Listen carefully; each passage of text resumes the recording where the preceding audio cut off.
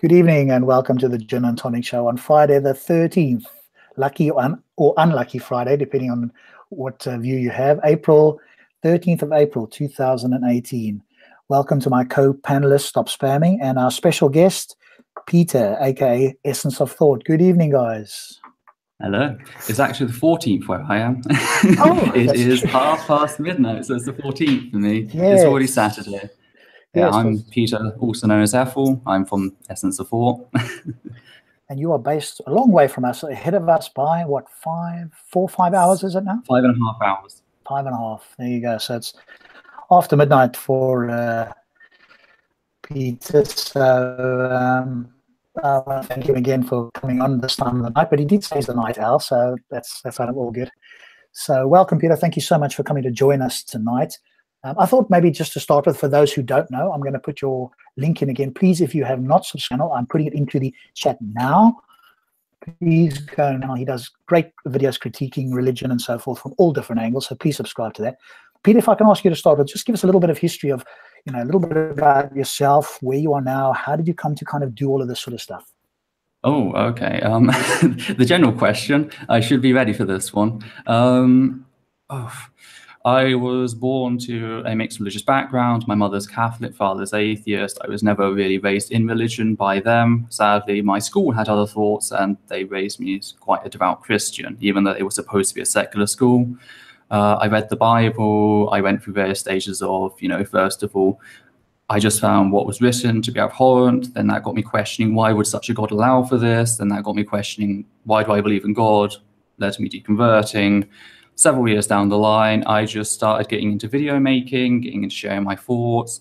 I actually started on YouTube discussing social topics, so sociology of social values, norms, etc. It wasn't specifically about religion, but then I just started finding my calling. I just used to watch a lot of videos on the topic. I found I disagreed a lot. And if I watch something and I find I disagree with it, there's almost this urge that, okay, maybe I should investigate it a little further, pick it apart in my own video response, put it out, and that way people can make their informed decision. And that's just how it all sort of started. And I've been at the job now for 7 years. It's been a hell of a journey. It was, you've got sort of thousands, tens of thousands of subscribers, haven't you? What is your 24,000 at the moment. 24,000. So please add to Peter's channel there, Essence of Thought, in the description. I did critique Islam early on, but it was only when I started coming across, it was Imran Hussein and then Sabur Ahmed discussing the fitra. That's where my anti-Dawah career sort of picked up, because I critiqued them. Then I attended an event at my university with Hamza, who made the exact same claims I'd corrected them on. I then pointed out how the authors of the proclaimed studies, which did not actually exist, they were a non-peer-reviewed book and work that has never been published, period. And I pointed out these factors, and of course he went on a tangent. And then later on I found out he'd made a video response to me, but didn't inform me of it. And this just ended up going on for a very long time. I spent an entire summer pretty much going back and forth between me, Hamza, and Imran Hussein. It ended with them demanding I come down to London, go to the IERA offices to debate them. But it wasn't debate Hamza himself. He said, if I was at all, truly believing in my arguments, my weight of evidence, then I would come and debate Imran Hussein.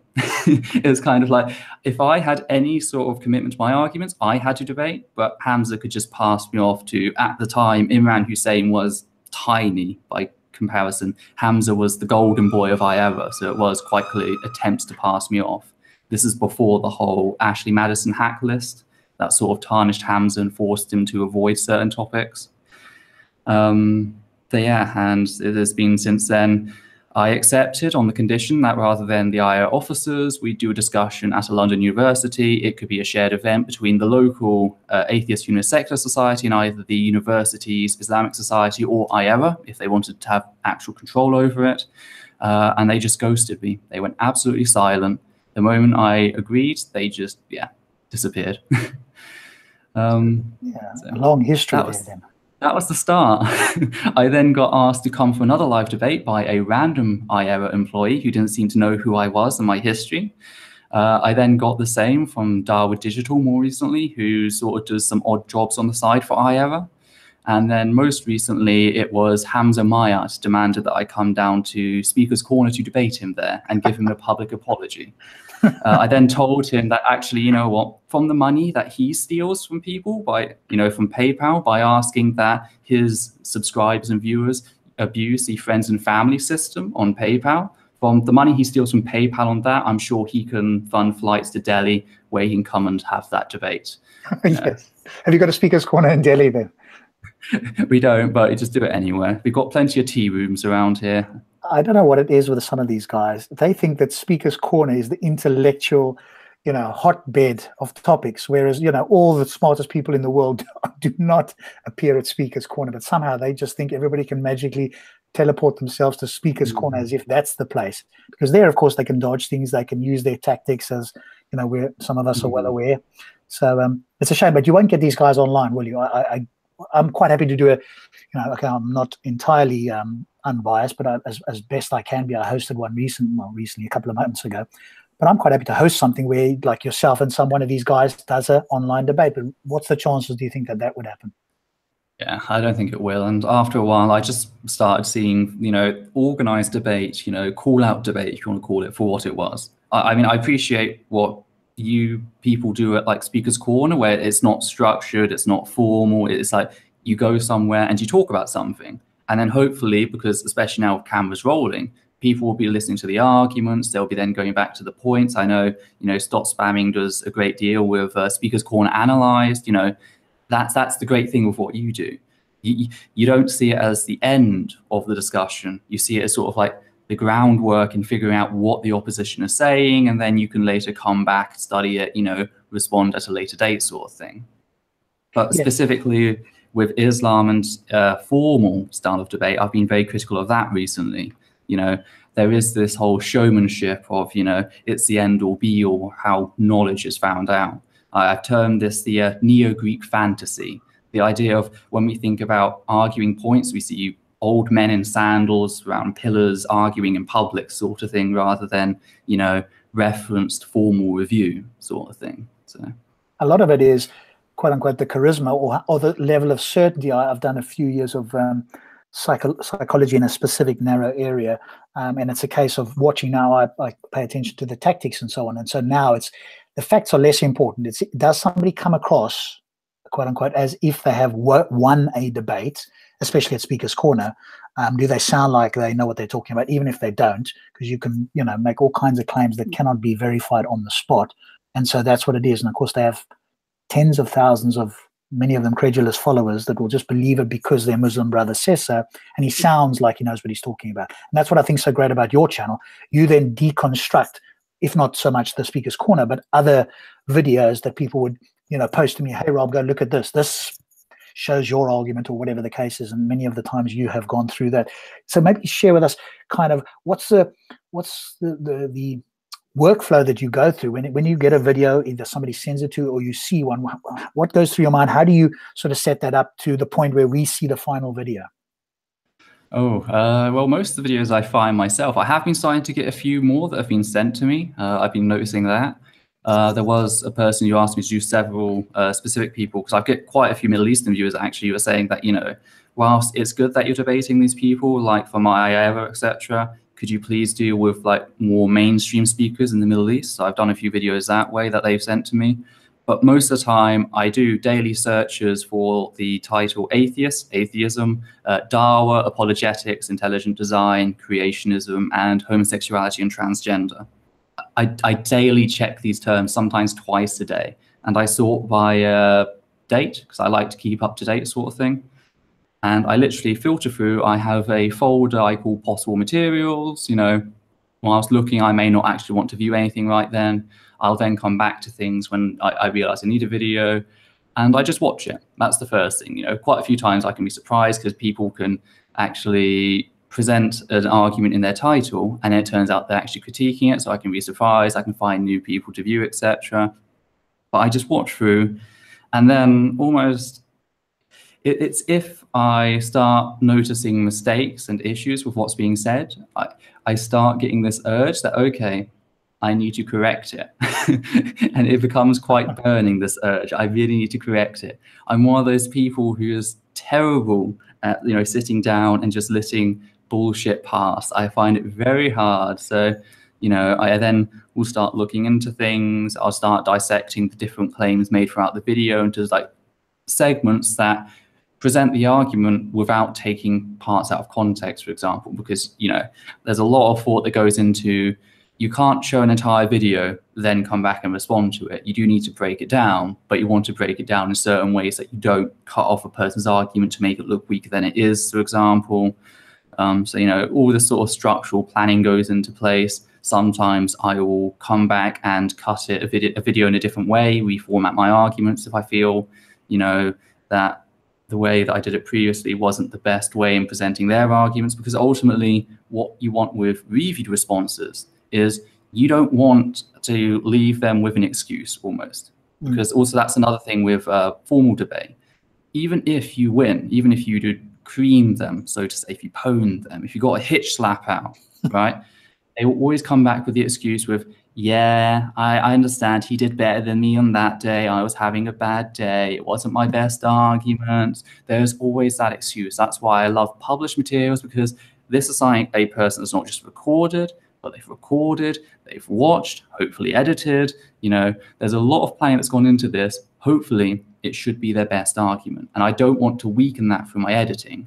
So I want to keep as much as that in place as I can, whilst not allowing them for, you know, to go on forever on one single point, for example. So yeah, and I noticed that in your videos as well. You've got the time code running there, and I think that's always important. That with yourself, and hopefully, you know, myself and Stops and others that critique certainly religious people anyway, is there's I believe that we have a high level of integrity that's very important. We don't want to do something that, you know, consciously, even hopefully unconsciously, but certainly consciously, where somebody go, hang on, Rob or Peter or, you know, Stops, you guys have missed this out on purpose. It looks like you don't want to deal with X, Y, and Z, whereas on the other side of they don't seem to have it. And again, I don't want to generalize to everybody, but some of them do not seem to have a problem. In fact, they do this on purpose, not just unconsciously, but consciously. I mean, it is something really annoying. But then again, if they cut something out, that's what I love about video. It's so easy to go back to the original video, grab the bit they cut out, and just put it back in. And it's like, hey, you're missing, I said this thing. You know, this completely refutes what you're claiming my position is. That's the great thing about video. So yeah, I agree. And maybe though, they're hoping that if they do it in their whatever way, depending on who the person is and their followers will not go and check it up. If they're following a particular person they love, if he critiques it, they're not going to go and, you know, look up the original to see where the pieces were cut out. And so that's why, like you say, you have to come back with a second response and go, hey, you cut this but that, but you try to make my arguments, you know, straw man it, or, you know, bring up a red herring or whatever the case is. Before we carry on, there is a question here before I miss it. Somebody asked, can you ask Peter what he thinks of Ali Dawah's amazing complexity argument? Which is more complex, a sock or the universe? I'm embarrassed to ask you that, but it's in the chat. What? I'm sorry. What do you think of Ali Dawah's amazing complexity argument? I don't know if you've ever seen this. It is hilarious. Which is more complex? Can you show me what? Okay, this is something I always ask about. Can they show me a unit of complexity? Yes, exactly. It's like complexity is thrown around. It's this very subjective term. It has no actual meaning or application in science. You know, I mean, you can talk about uniformity, you know, all that. You want to talk about thermal decay, but that's still not relevant to what we're discussing. It's also focusing on a part of the universe and then claiming this to be, you know, the universe as a whole is very problematic in itself. You know. It's just, there's so much semantic word salad that goes into that. Yes, and I think, you know, I've had that conversation as well and asked him, you know, well, give me your methodology for understanding complexity, because all I did once, and he sort of babbled and didn't answer. I took out a plastic straw and I had a plastic cup in my hand, and I said, which is more complex, Ali? And he blah, blah, blah, because I know he's appealing to intuition. And intuition is, well, a sock is just a, you know, mundane thing. The universe, that must be incredibly... So as William Lane Craig would say, he's appealing to basically so, you know. Yes, exactly. Stops, you've been very quiet. Is there anything you want to add in the meantime? Or you... No, not really. I'm listening. I just laughed out loud when Peter recounted how he watches videos. This sounds very familiar. Yeah, so you both do it that way. Good. All right, so yeah, that was brilliant. So as I say, please go and subscribe if you just started to watch. Again, I'll post it multiple times here. We want to get Peter as many more subscribers. Oops, that's not it. As many more as we can get. Because Peter, this is, part of what you do is doing this, what, full-time, along with other things? Full-time. How much time would you say you put in? Okay. So on that point then, how long does it take you for if there is such a thing as an average video, how long does it take you from the time you get it till the time it's published? Well, that can depend on so many different factors. Some videos I can have cranked out in a day. Very often these are people who are just beginning out sort of thing. You can tell this. They're making very general arguments like, look all around you, all the evidence is around you. Look at the problems of Stalinism and communism, meaning is this deep, dark black hole. If you're an atheist, you must be this nihilistic piece of wreck. Those sort of arguments, those more philosophical, wifty-wafty things, far easier to come back with. When it comes to studies, like I'm actually on Sunday publishing a video on the pseudoscience or the anti-abortion rhetoric, and that used a lot of studies. So that took me a while to go through to understand what the studies were saying and how that relates to the arguments being made, and is that relevant, irrelevant sort of thing. That took me about a week to complete in total. It depends on how many studies and sources they throw out, because I am bound to read and to try and properly understand each and every study they throw out, which is a tactic people like Hamza dislike, because back when we were debating the whole fitra thing, he did this really annoying thing where one of the people he was quoting was Dr. Oliver Petrovich. She had published preliminary results with no methodology, no nothing like that, in a single paragraph. It was a journal of speakers at a conference. That was it. Because they have conference journals, which are not the same as peer-reviewed journal articles. Conference journals merely list, on this day at this time, this speaker will be speaking. Here's a paragraph describing what they're going to be talking about. They quote that one paragraph, which is, again, preliminary results, never actually published in peer-reviewed journals. There's no methodology checking. There's possible conflict of interest with the Templeton Foundation paying for our work. Templeton Foundation's a religious organization that wants to prove a connection between science and spirituality. They quote this one bit, and I caught on to that. I said, beyond that, you've got absolutely nothing. So they went to Oliver Petrovich's publishing page on the Oxford website, I think it was, and they just referenced the entire thing. And in a video, they just threw out the entire list of everything she said, even the stuff which had absolutely nothing to do with the topic of fitra, which I should probably define as this whole innate belief in God sort of thing and innate qualities that everyone supposedly has because Islam says we do. No one's born a non-believer, everyone's born a Muslim, you actually wander away from Islam. That's the fitra. But this list is only 8 items. I went through it and I read every I think we both did the same thing. We both went through it, and we both found that she had one single published article, which was in was it Slovenian or Serb, in a Serb paper. And that's it. Yeah. Every other one was just, there was one about objects and like its origins, but it's like acorn is natural. And like versus like a bottle cap is synthetic. That doesn't discuss the fitra, Exactly. And Barrett had the same thing. And when he was he was challenged by Grayling, and then he suddenly went back and said, "No, well, actually, I never said that." That's what I quoted to Hamza in person, and he said, "Oh, but I read the study myself and came to my own conclusions." Barrett never published a study; he only ever published his non-peer-reviewed book. And the same was supposed to happen with Petrovich, but every 2 years she keeps postponing her book by another 2 years. There's supposed to be this non-peer-reviewed book coming out, but we're never going to get it. And even if we do, if you do a study and you're talking about it in a peer-reviewed manner, and then suddenly you decide to switch over to non-peer review, that sets off all sorts of flags for me. That's deliberate. Why would you switch to some lesser methodology in presenting your evidence if you truly believed in said evidence? Why would you switch from a peer-reviewed study, which other researchers would have to check, have to verify the methods, etc., and if you were honest in what you did, would therefore come out and say, yes, Petrovich, completely correct, she's completely justified in her opinion. We'll need to do some follow-up studies to confirm her results, but from what is presented in the study, we can say that the methodology is sound. Why switch from that to a non-peer-reviewed book, which is an opinion piece, as you note?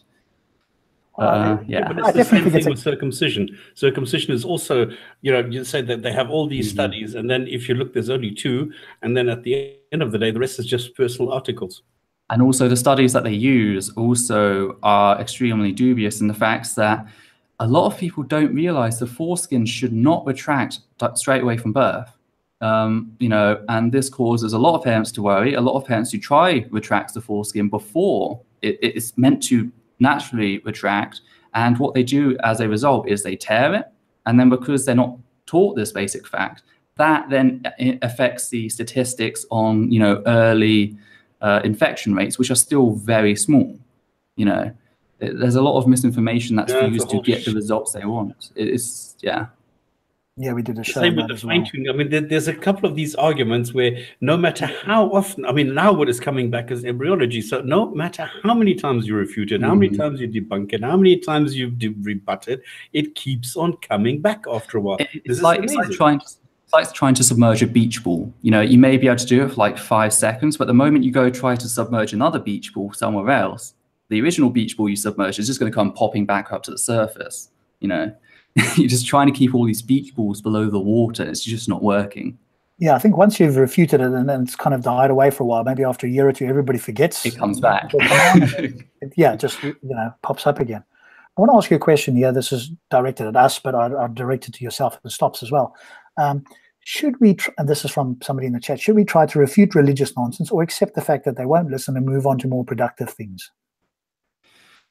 Well, it's, challenging it works. That's the fact. Challenging it does work. I think we need to become better in how we challenge it. We need to, for example, tighten down education. We need to make it solid that education is here to teach students stuff that is actually known to be true, that is verifiable, that is testable, that is co-verifiable, even more importantly. It's not here to teach various opinions on, say, the topic of evolution or the topic of whether the sun sets in a muddy spring. It's not here to teach the controversy. It's here to teach what we currently know to be the case. Yes, it's always open to change if there's evidence that comes out to contradict what we know, but until that point, it is negligence. It is a form of child abuse to deny people, clear facts on what we do currently know. I think we need to tighten down education quite a bit. Yeah, I agree with that. And what's your response? And I know Stops also has a response. What is your response? And this is what I'm hearing from IERA and other people now in relation to evolution, but in other spheres as well. Hey, especially science. Hey, science is not quote unquote absolute. They love this word. They've obviously picked this up from some of the Christians or wherever they got this from. Hey, it's not absolute, therefore it can change. And the inference is, hey, you shouldn't put so much trust in it. And by another inference, hey, we have got something that doesn't change, therefore ours is better. So what is your response if you do hear from people that go, hey, you shouldn't, take science to be so good because it can change at any moment? Science changes because it's a self-correcting methodology. That's the very strength of science, the fact that it's always open to review new evidence, something that we should all be celebrating, that we should all be forwarding, not despising because, hey, maybe our conclusions at an earlier date were wrong. I mean, it's never been religion that has ever proven science wrong, but science has proven religion wrong countless times. When it comes to proving science wrong, on the other hand, it has always been science that has shown the numbers, to be incorrectly interpreted. Because, the numbers can be interpreted wrong, but the numbers do not lie themselves. Yes, there's a human fallibility aspect, but we fully acknowledge that. Meanwhile, they have the exact same fallibility, but even further, insofar that they don't have any sense of peer review or actual basis in evidence. And yet, just because they proclaim a deity exists, apparently their ideas are more set, when no. That only works if you have proven a deity, and even then it's still questionable, it's still up for debate. It's just a presupposition that, yes, we're right because we say that there is a God and that God says we're right. It's just a circular reasoning, but it's based on the idea that God exists. And without that argument, that evidence that they do, you don't even have the basis to start such an argument, let alone claim it to be the end and the victor. Peter, can I correct you on something? Oh, yes, go ahead. Science does not change. You have individual pieces, bits and pieces. You have the interpretation, you have the whatever, but science itself does not change. Okay, well, this is more semantic downplay in what do we mean by science. Because they come to me and they say science changes, and I will say, no, you're wrong. Science, you don't understand science. Reality science describes doesn't change, but science as a methodology and this is the basis of knowledge. I understand they use the equivocation, but sadly, of course, I'm programmed as a university student to use science in both the methodology and the body of knowledge, not just what it explores. So I do apologize. And this is why, I should be clear. This is why I killed them immediately on this, telling them that they don't understand, they don't know what they're talking about, because this is exactly what you need to understand. That it's not the methodology that changes. I mean, one and one, if you count them together and you have one cow plus one cow, it is always going to be two cows. That is not going to change. The same way as what the example that Rob always brings. We're not going to find out suddenly that the sun orbits Earth. So those things do not change. It's just the interpretation and the conclusion out of the data, which gets updated as data gets more precise and more abundant. That is what changes, but not science. Sorry, but I'm pedantic with these things because it helps kill them. Yeah, you have your quote. And I do notice now, of course, that atheism is becoming, in inverted commas, and we talk about this every so often on the show. They are noticing the challenge with atheism, because there was a whole conference on this with the IERA and other people jumping in there. And what they're attempting to do now as well, of course, is to try and say, hey, science is not as, we should put science aside. And this is going to your point in a sense about Darren Hamza, which maybe we can move on to. Hey, science is the wrong tool to use because, hey, this is supernatural. It's the wrong tool. Therefore, we want to put science aside because that's the biggest, challenge to our religious claims. And so it's the wrong tool. Let's use something else, i.e., in inverted commas, something else. That logics. Say again? I'm fine with that. Let's use logics. Again, we need to base, I guess, logics on what we understand about the real world. And so, but they want to avoid the scientific method as an inquiry into the supernatural. The fairy tale argument, yeah. By the way, I just want to address a comment in the comment section that social sciences aren't real sciences. I had to take quantitative methodologies. I had to learn the exact same methods that any other science graduate would have to learn. So you can take that argument and you can disappear with it. There we go. That's why my degree is not a bachelor's in humanities. It's a bachelor's in science. I had to take a hard quantitative study analysis, and yeah, that's the basis for science. Thanks for. Again, if people don't know this, sometimes it's a case of, oh well, they think they understand things because they hear things being talked about in the public sphere, and as you've obviously pointed out, tertiary education, there's a lot more to it, and especially for those of us, and I'm one that hasn't done a tertiary degree, then it's good to hear this from you. So maybe we can move on then, and let's chat. I do want to get to homosexuality, but that's kind of a bigger topic I want to leave towards the end. Everybody wants to get to homosexuality. Because, well, we hear about it all the time, don't we? But before we get there, one of the things we chatted about before the show started was a couple of recent videos where you've critiqued people in particular, and maybe you can just share a couple of stories and what's been happening there, because people that are watching the show do follow a number of those people that you have critiqued. Recently, the first one was Dawah Digital. I actually critiqued the video of his, because Dawah Digital is a digital Dawah, I can't remember. Is it Dawah Digital or Digital Dawah? Dawah Digital, I think it is, yeah. It's Dawah Digital, okay. I critiqued one of their videos just before the holidays, and it was a video containing Imran Hussein discussing how atheism doesn't give meaning to science, Islam does. And it's like, well, atheism was never meant to give meaning to science, but that doesn't mean Islam does if it doesn't anyway. It's just an absurd argument. So I critiqued this. At the time, I didn't even know that Dawah Digital was his own thing. It was the outro card on a video that was on the London Dawah movement page and Mission Dawah. they changed their name so frequently, I honestly just thought that it was just another group. You know, they were doing this new thing. It was called Dawah Digital, and I didn't realize it. That was until he found my video. By my word, he completely exploded. He could not handle the criticism of his video. And then, can you refer to what the video was? What did you criticize there, so people know what that's about? Well, first of all, it was the idea that anyone had presented atheism as being the basis for science. It's not the methodology of science, you know, in philosophy is the basis for science, you know. But that then doesn't mean that Islam actually gives science some basis. And I also pointed out the fact that if there's a deity which can perform miracles, which by very definition are, you know, natural defying feats, then science can't actually work. Because science is based on what we can observe, what can be predicted, etc. If you have an entity which completely does the unpredictable, you know, then that just goes out the window. Yeah. Even with like the quantum level, it's not a case of it's unpredictable, it's a case of we don't understand it. We don't have the scope to understand it yet. We may one day, but not right now.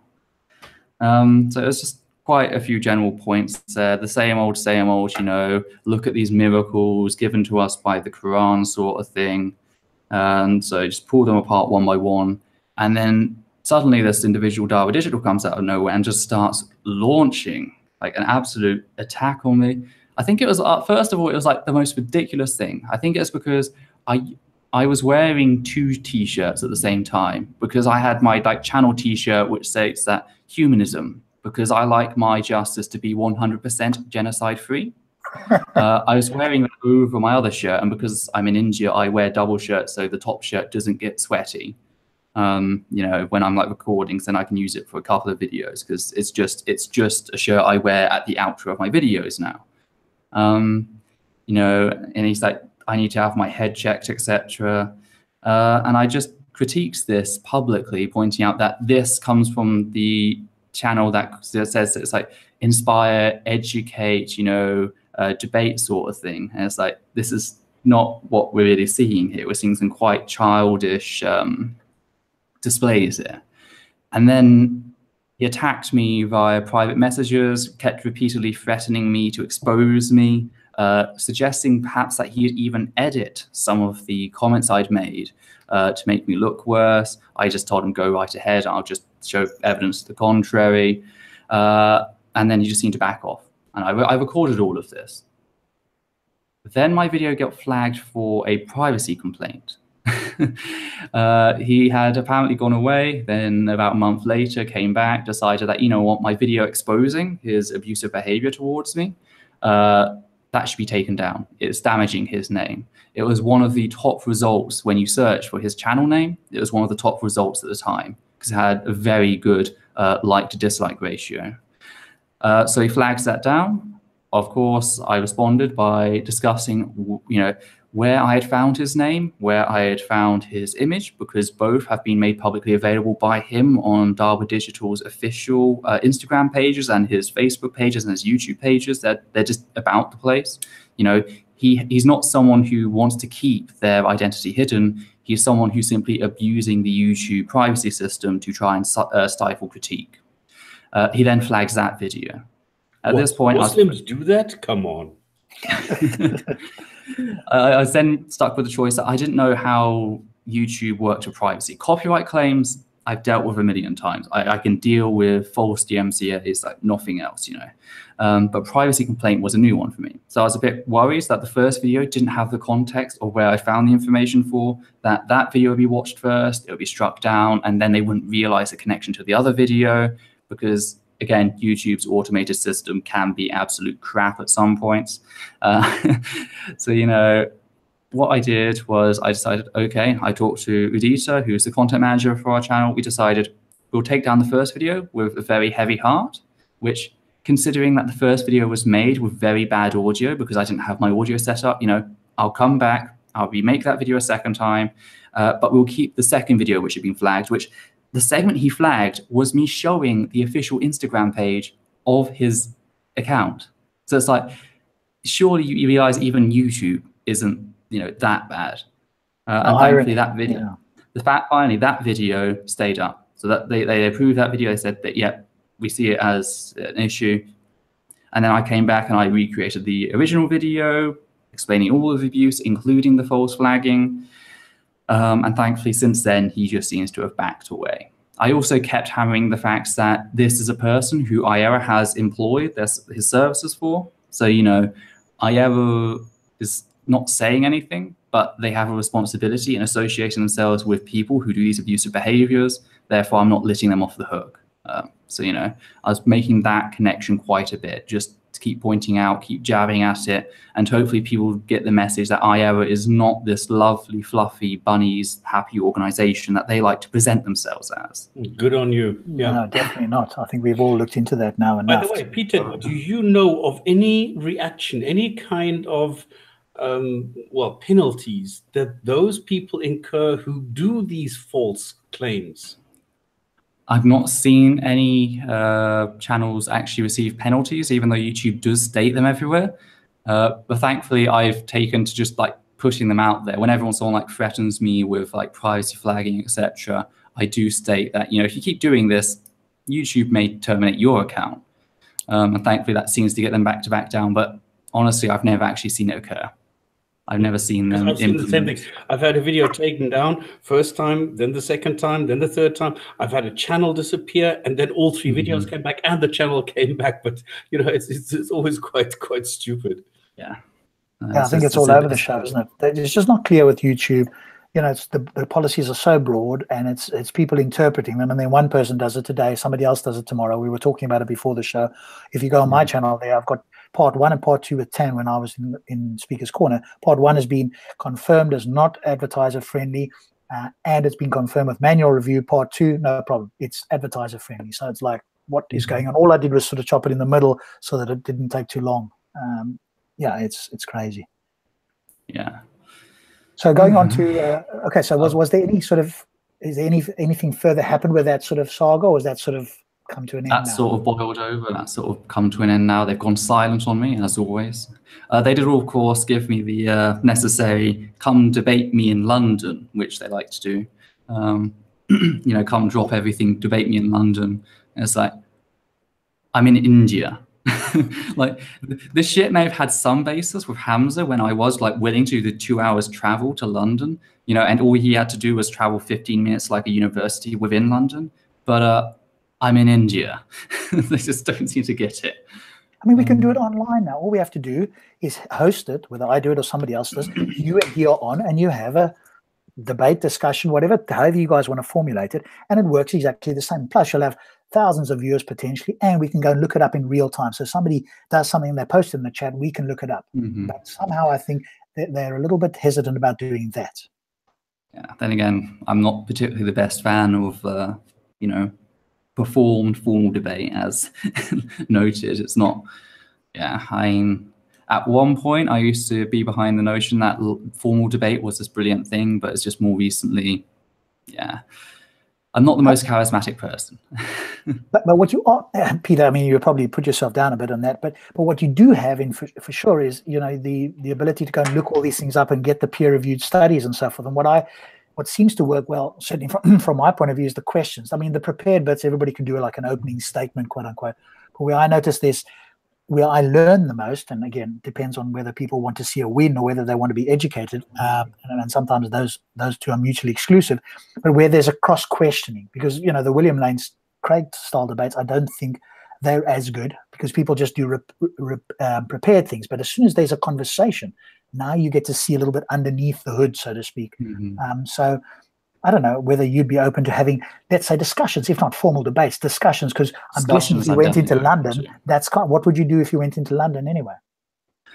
I've got no, see, that's the thing. I used to, when it was like Hamza, I got caught up in the whole thing. I think I got more caught up with the fact that when he said, come debate me if you actually believe in the strength of your arguments. Well, when I say debate me, I mean come debate Imran Hussein. You know, that sort of insult was what tagged me more, and I just like bore down. Okay, we're going to do this, but we're going to do this in, you know, a neutral setting, because I don't want to go to the IERA officers. You know, you've had connections to various organisations. I remember that. Yeah. But you know, nowadays live discussions I'm fine with. I've actually got a live discussion coming up either next month or the month after. It's on another channel. It's a Godless Cranium, I think it is, hosting it. It's with a Christian fundamentalist. I'm having a little discussion with her.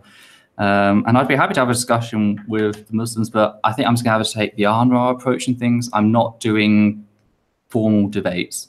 Okay, first of all, that gives them far too much sort of status, if you will, as I've seen with Hamza Sortzis. Hamza Sortzis is a university flunk.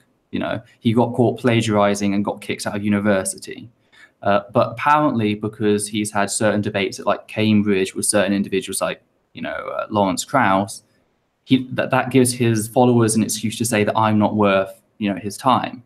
Even though if they want to use levels, qualification-wise, I'm actually higher than him. Now, I don't think that means shit, but that's the game they want to play, then it's absolutely ridiculous. It gives them way too much authority, which then allows them to use it as an escapism. So formal debates, I just avoid. But again, discussions I'm absolutely fine with, because people see them for what they are. They're to explore various views more than to actually argue which view is right or not. They're to explore various views, give the different arguments, give the different perspectives, and then hopefully, if the audience is good, hopefully they will go back, they will reassess what is said, especially in the recorded age where you can go back and rewatch something. You don't have to memorize everything. You can go back, watch what is said, you know, and actually assess the evidence. That's why I'm starting to prefer these less formal discussions. Did you get any more details on sources? Because I tried. I wrote to the university, and all they said to me that he was enrolled, but that's it. There's one video. I'll have to find it. I've got a copy of it somewhere. It was an interview, and he claims that the plagiarism was other people copying off him. Yeah, I know that one. But do you know whether he actually ever got something? Because he's now going into post-grad studies, he calls it.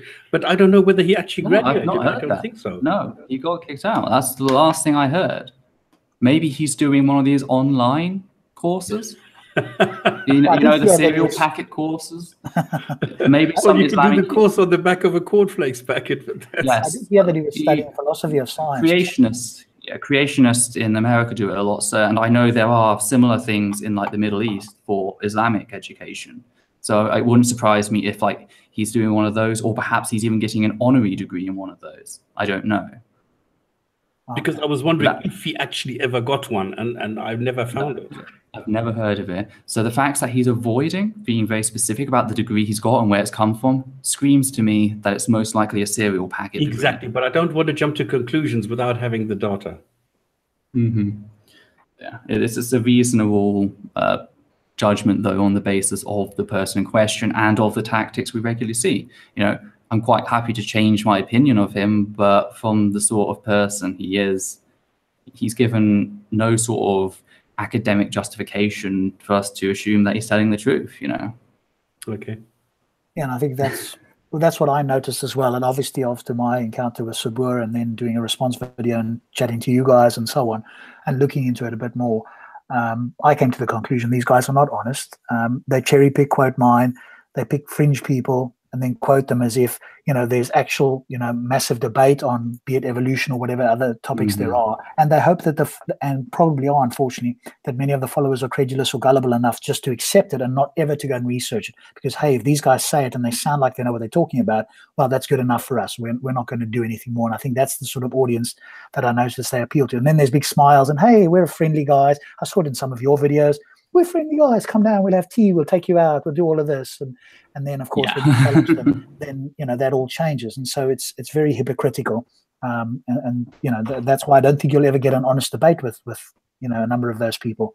Maybe the Shias now that have come up in Speaker's Corner, they might be people who at least you can have that argument where they're not intentionally using tactics to avoid having, you know, to try and look good on the camera. I haven't really I've chatted to one or two of them privately, but I've not spoken to them on camera or in any sort of in any format here.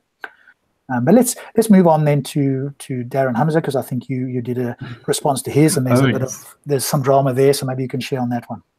This was following on Stop Spamming's video, actually. That's how I became aware of it, the whole grooming gangs. I'll post the video now because I'm on your channel, so I'll post that for people as you speak there, so go ahead, yeah.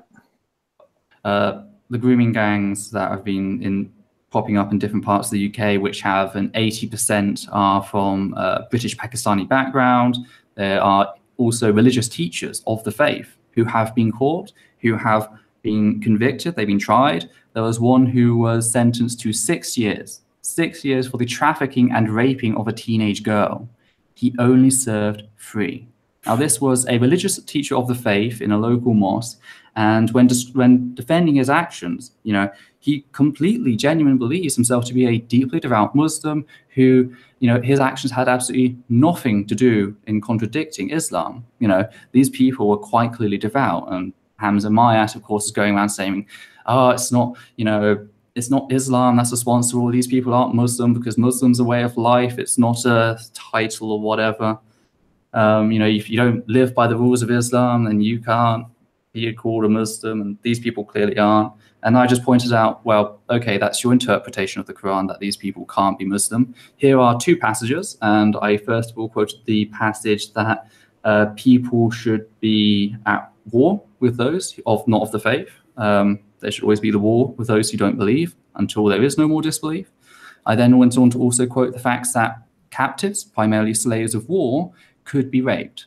Okay, 2 passages. Already I can see a clear basis there for these actions. If they believe themselves to be at war with the non-believers, taking these girls captive quite clearly, you know, there were some of the girls, and it's quite hard to describe, but some of the girls were tied down in, you know, the the little playhouses in kiddie parks. There was one specific group that used to take girls there. They would tie them down to the table in the middle, and they would rape them in these little houses inside of kiddie parks at night. You know, these were captives by all accounts. So quite clearly, you can argue justification from this. And as noted, there are culprits that very clearly did state that what they did had absolutely no conflict with the teachings of Islam. Now, Hamza has his own interpretation. I acknowledge that. They have their interpretation. The problem is that the moral codes within Islam can be read any and whichever way you want, but it becomes dangerous in the fact that when you read it however you want, you can then use the idea of God, Allah, this ultimate authority, to justify your actions as completely divinely justified. That's when it becomes very dangerous, you know. I'm sorry I'm stuttering a bit. It's part of the reason I had to critique them was because I am also a survivor of childhood rape. I did not like the way that he was victim blaming, even though he repeatedly states he's not victim blaming. Yeah, he very clearly exactly. It's so every single point goes back to, you know, okay, he tells the rapist not to rape, you know, rape you don't rape sort of thing, which is like, that's not going to help anybody. And then he does everything to blame everything about the victim. Every shift goes to the victim. You can't even concentrate for a second on, you know, maybe the rapist, think about their background played a part in what they did. It's always got to be about the raped victim. And it's absolutely vile. And, you know, on my video, I get comments by Muslims who are attacking me. This is the sick thing. Hamza Myatt came out and attacked me. He did the same thing as Digital Dawah. He threatened me, stating, I can't wait for my, you know, 50,000 subscribers to tear you apart. It's like, you know, if you want to defend yourself from victim blaming, threatening a victim of rape who's critiquing your actions, regardless of how much you disagree with them, that's likely not going to come out looking well. You know, that's really not what you want to do. And then he, of course, he started claiming that he's going to look into pushing for slander, which I'm not at all worried about with what I described, because in my thumbnail, I accidentally say it's the title in the video that's going out tomorrow, because I got a video on detailing all this going out tomorrow. I accidentally said the title, but it's the thumbnail we took issue with. And it noted the facts that he uses the tragedy of the rape to proselytize and to also beg for money. Correct. You know? Yes, absolutely. And he's like, that's slanderous. It's like, well, okay, here's the description quite clearly showing that you are begging for money. And, you know, oh, well, that's just the default description. I was like, yeah, I use default descriptions. And he goes, I have 300 videos on that channel. I was like, I have 595 videos. I use a default description as well. But for that video, something just naturally clicked in my mind. Maybe, just maybe, I shouldn't be monetizing it. And maybe, just maybe, I shouldn't have the link to my Patreon. Only later then did I think to, you know, put a link to actual anti-trafficking, you know, charity, so people could donate to that. But, you know, I talked to Udita about doing this because part of me was worried that I was profiteering of the tragedy that face these people, you know, and that's terrific. I don't want to do that. But what I needed to be said needed to be said, you know. As someone who's been in that sort of situation, seeing someone like this spew this vile narrative, I needed to say something. So me and my partner, we came to the agreement that, okay, I'm only going to do this video if I disable monetization and I don't link to any like Patreon account or anything. And what does that tell you about your level of morality and his level of morality? That's the thing. You know, they're going off the idea that they need instructions to do the right thing. That's why as a humanist, I look at every moral decision I see throughout the day and I process how what I do is going to affect people, how I'm benefiting off others. Yeah. So anyway, he threatened for slander, and then pretty much I just shut him down, said, go right ahead. But yeah. I also termed I stand by. He was a rape profiteer. You know, he was a vulture, using any tragedy as a means not only to disassociate what, you know, the culprits of the tragedy had been attached to, but also to preach and to profit. It was, yeah. I noticed there's a massive, how can I put it? There's a massive move by the Dawah teams, so to speak, teams, whatever, to try and disassociate these sort of horrific incidents from Islam. They are desperate to try and paint Islam in a wonderful, peaceful, respect women, you know, wonderful westernized version. And anything that pushes against this, these guys will do almost anything to avoid.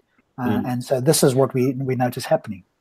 One thing I did notice that someone told me in the comments is the best argument, I completely missed it with my original video, was the fact that he was arguing that these people couldn't be Muslim because apparently Islam says rape is wrong, even though quite clearly it says rape is wrong for the in-group, okay? And that's even arguable. Okay. But then someone pointed out, okay, well, does that mean that they can't be Western since Western laws clearly describes rape as being wrong? It's like one setting for us, one setting for them, you know? Because he was claiming that rape is fully endorsed by Western values. And another thing which was absolutely vile was the fact that he was claiming that he was putting way too much focus on the physical givings. You know, a few of the cases were given things like food, money, and a couple alcohol. Well, he used that to claim that all of them were given alcohol, and therefore, because Muslims can't touch alcohol, you know, therefore they can't be Muslim. At which point I just had to pin him by saying, actually, the Quran, while saying you shouldn't really be drinking, it doesn't actually say anything about, you know, it doesn't outright forbid it, and it certainly doesn't say anything about the sale of it. That comes from one of the 6 main Hadith collections. And I, of course, then brought up Aisha and the rape of Aisha, the 9-year-old girl, the Prophet's youngest wife. I was like, okay, so if you want to say that Hadiths are valid, the 6 major Hadith collections, now you have to deal with Aisha, the rape of Aisha. So it's kind of thick as poison. Listen to this, because I heard this from our, okay, maybe it's a bit of a punching bag and it's low-hanging fruit, but I heard it again in the park, and that's why it piqued my interest. You'll love this as well, Stops. Somebody challenged Ali Dawah on this whole, you know, Aisha thing, and this was the response. He married her at 6, but he waited until 9. So he actually waited 3 years. Why would he wait 3 years? I'm paraphrasing Ali Dawah now. Why would he wait 3 years? That obviously means that he waited until she was ready. There you go. This is what Hamza Sources used to say. Oh, is it? Okay, I didn't know that. But I just heard that from Ali Dawah in the park the other day. So the 3 years, that obviously means, why did he not do it at 6? He waited 3 years. Therefore, you know, he was waiting until she was ready, and therefore he's an honorable and moral man. That was the response. the sort of thing, if I saw them say that in public, I just, as my nature, I've been a pacifist in general rule, but honestly, that sort of thing, it reminds me of, this is a bit of different, but I was at a meeting. The Christian Union at my university knew who I was. They quite liked to convert me, okay? They invited me to grill a Christian, and during like a halftime break, one of the people came over and started talking to us because we were the atheist table, and we're discussing the problem of evil, and they were making the free will defense. It's like, okay, well, if God stepped in to prevent a rape, they would be preserving the free will of the would-be raped, right? That's just a one-on-one equation. If it's just one rapist, one person would be raped. You know, if God steps in, they preserve the free will of the would-be raped, therefore nullifying the fact that they stopped the rapist. You know, and they save all that harm, etc. At which point the Christian just attempt to questions like, well, what harm is caused by rape? And specifically, what harm is caused to the woman by rape? Even though I kept it gender neutral, they turned it to what harm is caused to the woman by rape, and I just, these people, I just can't. I having been through that and the turmoil it brings, because it doesn't just hurt you then and there. You know, these people that have been raped, in one place it's potentially 1,500 victims. That's one town. That's Rochdale, I think it is. That's right. Yeah. One place.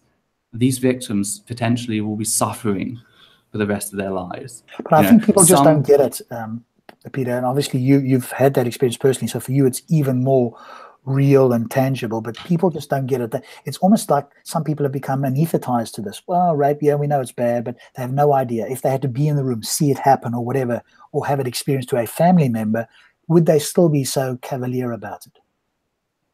I mean, you know, some people use, for example, trigger and panic attacks as like a joke. You know, a lot of them don't realize just how severe those things can be. I mean, I went for the longest time. I did not.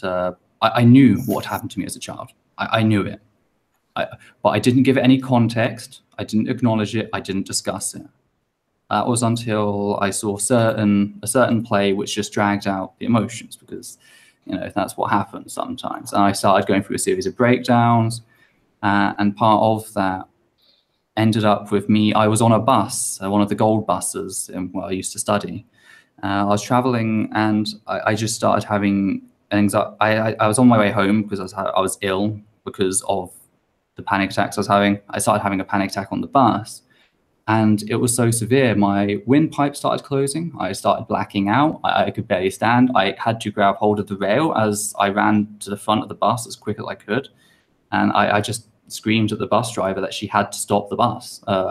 And I was rushed to hospital. The people, the paramedics, thought I was possibly having, you know, heart tremor or something like that, or I was having an asthmatic attack. You know, it took them a while to realize that actually, no, this is just a panic attack. It's that serious. You know, people don't realize that that's what this sort of stuff can do. And this was decades after the events that I had in my childhood. You know, and now the 1,500 potential people potentially face a lifetime of this. And it just affects you in the most stupid of ways as well. You sometimes just stop going out, because I've developed IBS, anxiety-related IBS. It's something I'm not proud of. My stomach goes. The moment I get any anxiety, my stomach goes, that's it. And that, you know, I need to map out where all the nearest toilets are, because it is so scary. Just, you know, the idea of more anxiety by embarrassing yourself in public, even though that has nothing to do with what originally happened to me. Everything starts feeding back into that one aspect of your life, and it starts dominating you. And I remember I used to, anytime I was going to do a debate in university, I'd always have to take Emojium instance beforehand, just preemptively, just because I knew I couldn't, you know, otherwise stand there and discuss things. So, you know, this thing will affect these people's lives in ways we don't know yet. And this person, this ginger Dawas, is just coming in, profiteering, joking about it. He fucking opens his video with a fanfare. You know, he goes, grooming gangs, da, da, da, da, like it's some fucking joke. I'm sorry if I'm going on way too much of a tangent here. And too much. You're absolutely right. Absolutely. Because it is so sick. It is so vile. You know, when sometimes I have this, when I watch these videos, I need to take a break because I get like physically ill. I cannot watch them because, you know, it's the imagination that gets triggered. And I need to actually take a break because it's so bad. Yeah. No, and I think sometimes it needs to be said, Peter, as well, because it's often intellectualized for those of us that haven't had that experience, and then we move on. And I think it's taking a moment to go, hang on a moment. There's real people that have been infected, as you affected in ways that we can't understand, and may well be for an entire lifetime. And no matter what sort of psychological help or not they get, you know, that's probably never going to get rid of it, or whatever the case is. And so, you know, it's a case of we're not, you know, there's times where we don't want to sweep this sort of thing under the carpet and go, okay, we just move on. And I think, you know, that's where you know, appreciate you sharing some of those things, because it's just so easy just to move on from there. And that's why I guess you obviously took up this video as well, because it is personal. And, you know, his whole thing is, it's not about Islam. It's just men doing bad things. And all of us, I think, can agree here that we can improve the Quran instantaneously. We've all said this many times, by putting in certain verses which just happen to not be there, and allows people to, you know, use their interpretation to do, you know, vile things. One verse: respect informed consent of all persons. It's in the Satanist Bible. Yes, do no harm to any other living being except when your life is under direct threat of violence, would be another one. You know, there's so many we can come up with, but clearly God didn't seem willing or able to do this. And this is the things that they want to press upon us as some kind of moral worldview that's better than anything else. Anyway, I suppose we could keep going down that route forever. And so have you sort of got to the end of that, or is that sort of still ongoing, that whole saga then?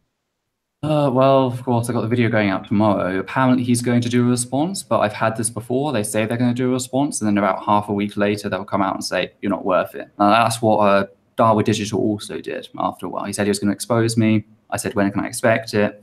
He said, oh, I've decided you're not worth it. Spent 2 days arguing with me, but apparently I'm not worth it now. I like that response. When am I going to expect it? Oh, really? You actually want it? Well, I'm not so sure now. You sound too keen to want it. Well, I don't know about that. Yeah, but I feel left out now. I'm insulted. You've had plenty of stops. Huh? I'm not getting that treatment.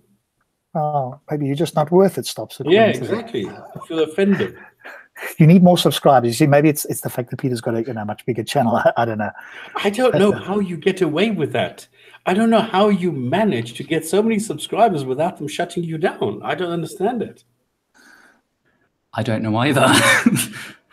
I've been watching your chat because I've been friends with you for a good number of years now. I have been watching you go in cycles. Yeah. Yeah.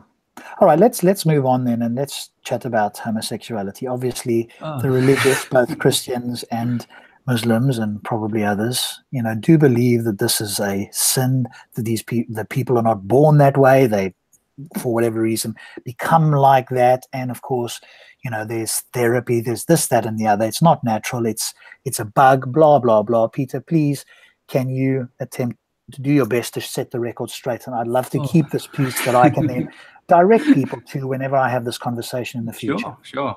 Okay, can we just ask something before we do that? Yeah. Are there any left-handers in Islam? Left-handers? Left-handed, because it's the same thing. You are born left-handed or right-handed. In Islam, the left hand is a no-no, the right hand is the good hand, and I've never seen a left-handed person in Islam, a Muslim who is left-handed. So how the hell do you work that? Because it reminds me of exactly what Rob was saying just now. If you are born that way, well, you're born a left-handed person, but for some odd reason, I've never seen a left-handed Muslim. That's because they're closeted left-handed. It is the same principle. It used to be everybody, at least in certain places in the UK. My brother is left-handed, and he was heavily penalized for writing with his left hand. Because of the way when he's writing, as you write, you know, from left to right here, you know, your hand smudges over the ink as it dries. So he was heavily penalized that. It was just one school, one of the schools he went to, because my father was in the RAF, so we traveled around quite a bit during my early years. Just one of the schools randomly came completely down on him, and my mum absolutely hated it, you know. But yeah, people can be forced to hide it. That's nothing really new. So I think that's probably it, you know. Okay, sorry, I didn't mean to open a new thing. I just thought, not a problem. You know, there's a parallel there. How you are built, how you're convinced afterwards. Right, we're 1 hour and 5 minutes. I want to come back to this. So, Peter, can you go ahead and share in whatever level of detail you wish? The floor is yours, and give us the scientific views and whatever evidence you are able to marshal at the moment. Well, the problem is there's no studies that you can go to that demonstrate that it's natural. that's the one thing. There's only sort of one way that you can argue that, and I'll come towards that at the end. But like, how do we measure what is natural versus what is not? There's sort of two ways that we can look at this: there's macro and micro. The macro view is we can just look at what they would class as God or Allah's design, and we just class as the natural world. So, you know, we can look at the facts that homosexuality has been recorded in over 500 sexual species and is so prolific. It is thought to be, you know, unanimous throughout all sexual species, and these include swans, ducks, penguins, dolphins, lions. They're pretty famous about it. Even reptiles like geckos. I mean, there are some extreme cases that are quite abundant with it. One being giraffes, in how, and I feel sorry for the researchers who had to do this. There are two different studies that analyzed giraffes and specifically their mountings. And one study found that 65% of all mountings between giraffes were male on male. And a later one found that 90% of all giraffe mountings are male on male. So, you know, we can observe these sorts of things throughout the natural kingdom. And the same goes for our closest biological ancestors, bonobos, where it doesn't just occur, but it occurs as a social practice, closer to what we have. It's a social practice. It's a role. It's a way of showing commitment, showing relationship, etc. And it's also not just male homosexuality, which is typically the most focused upon of sexualities when it comes to humans or the animal kingdom. It's also female bonobos are notoriously we'll call bisexual, if you will. So sexual variance within the animal kingdom definitely exists. So from that perspective, it's completely natural. Then, of course, we have the micro perspective, you know, just humans, just looking at humanity. Well, David Greenberg, who is a sociologist of sexuality, he compared evidence from all around the globe, and there's this one notion that keeps coming back. It's, we'll call it the queer shaman. Right? And this can be either focusing on elements we today, because remember, language evolves, understanding evolves, things we typically associate today with being transgender or gender nonconformity, or it can be focused on sexual aspects, so homosexuality and bisexuality. These are so prevalent, not as people, but specifically social practices. And there's a big difference here.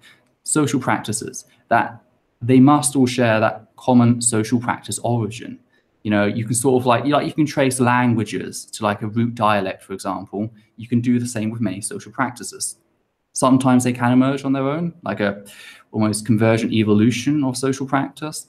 But the idea of the queer shaman is so prevalent that it's argued that the practice likely originated from the late Paleolithic era. So that's 10 to 12,000 years ago, long before Islam, long before Judaism, Hinduism, any other religion or creed or anything like that.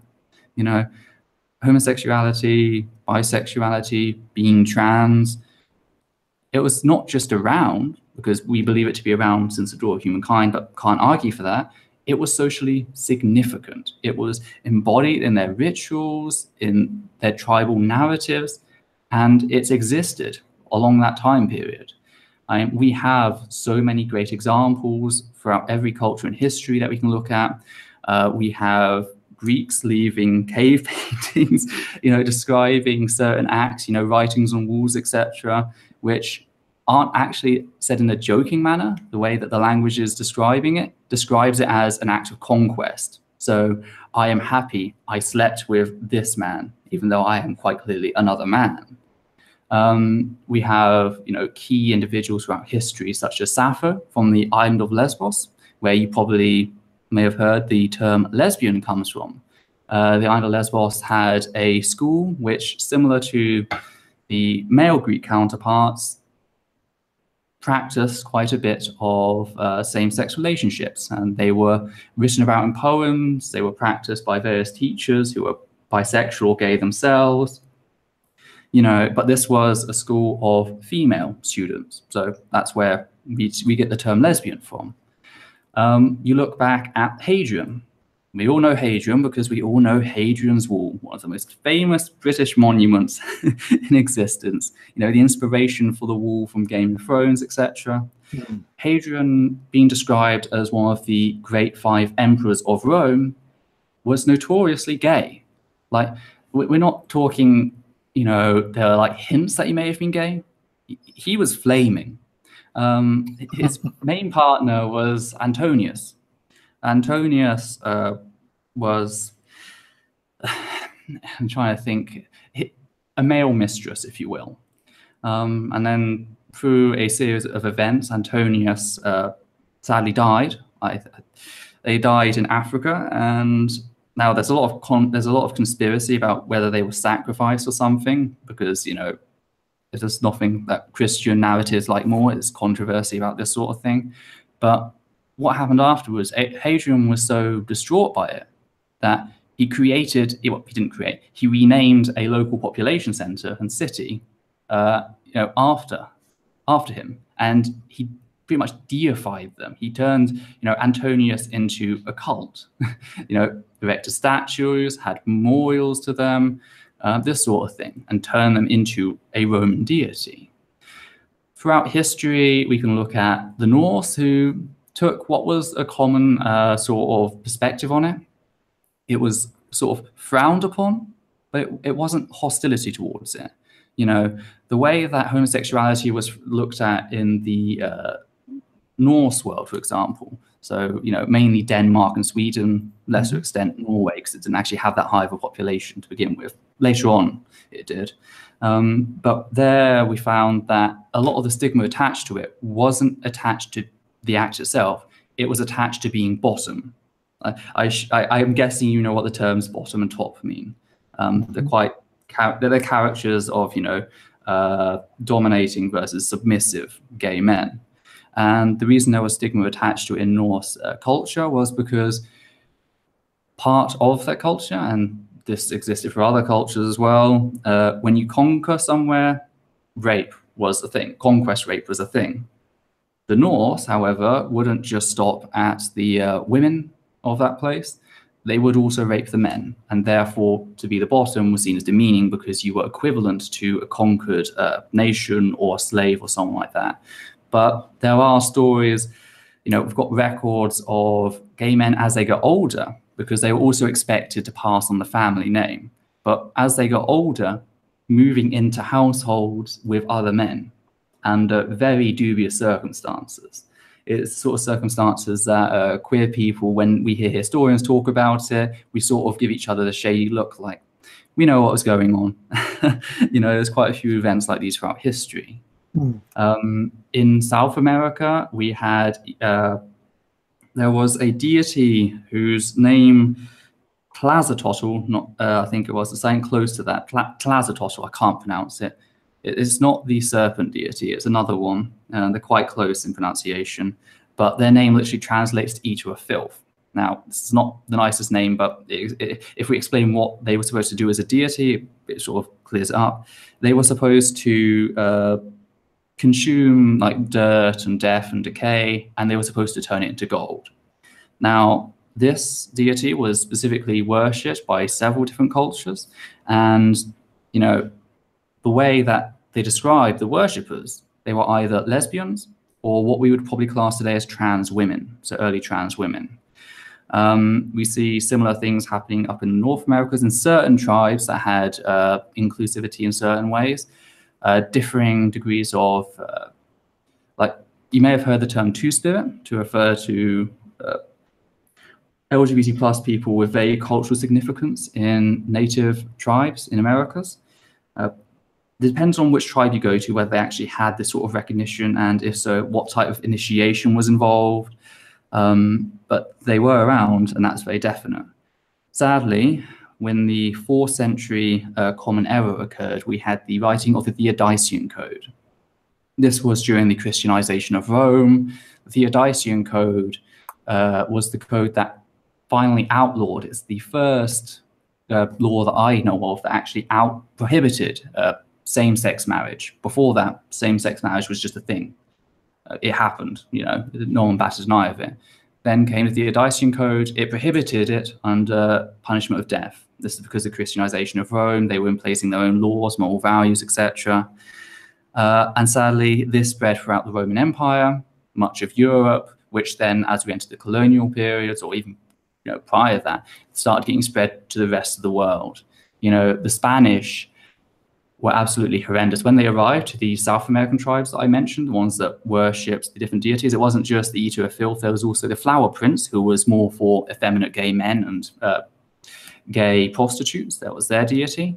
When they came across their shrines, they had 3 methods of punishment. All 3 methods were death. There was by the sword, which was most common. There was being torn apart by war dogs, and there was burning at the stake.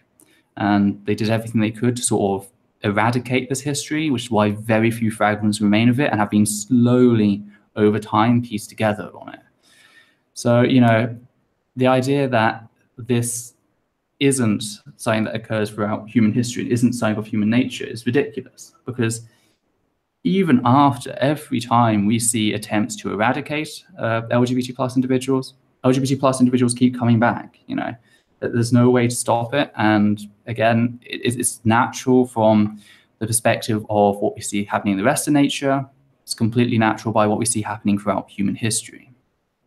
Which brings me to the final point, which is that this entire thing is pretty much a red herring. You know, the discussion about whether it's natural or not is irrelevant. What matters is whether or not it harms people.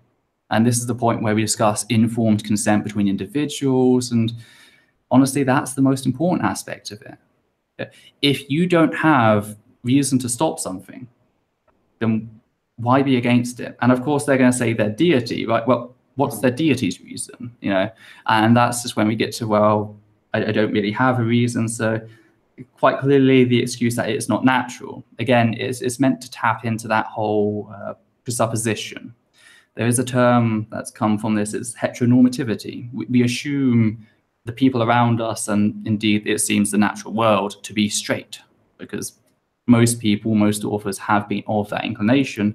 They've written the world through their eyes, and that's how they describe things, and that's how we then think about them over time. So, yes. Cool. Let me play a little bit of devil's advocate for you, but also, and this question goes to exactly what you said, which is, and I think you've obviously expounded upon it, but maybe you can give a shorter answer to this, which is, here's somebody clearly in the comments, and I hear this a lot as well. Abnormal sexual behavior among animals and humans is unnatural. Your point is, ? Just because it exists abnormally doesn't mean it's our nature's designed to be a pedo, have incest or sex with animals. That's the thing. Pedophilia is natural. It's not moral, it's immoral, it should be punished because it goes against informed consent.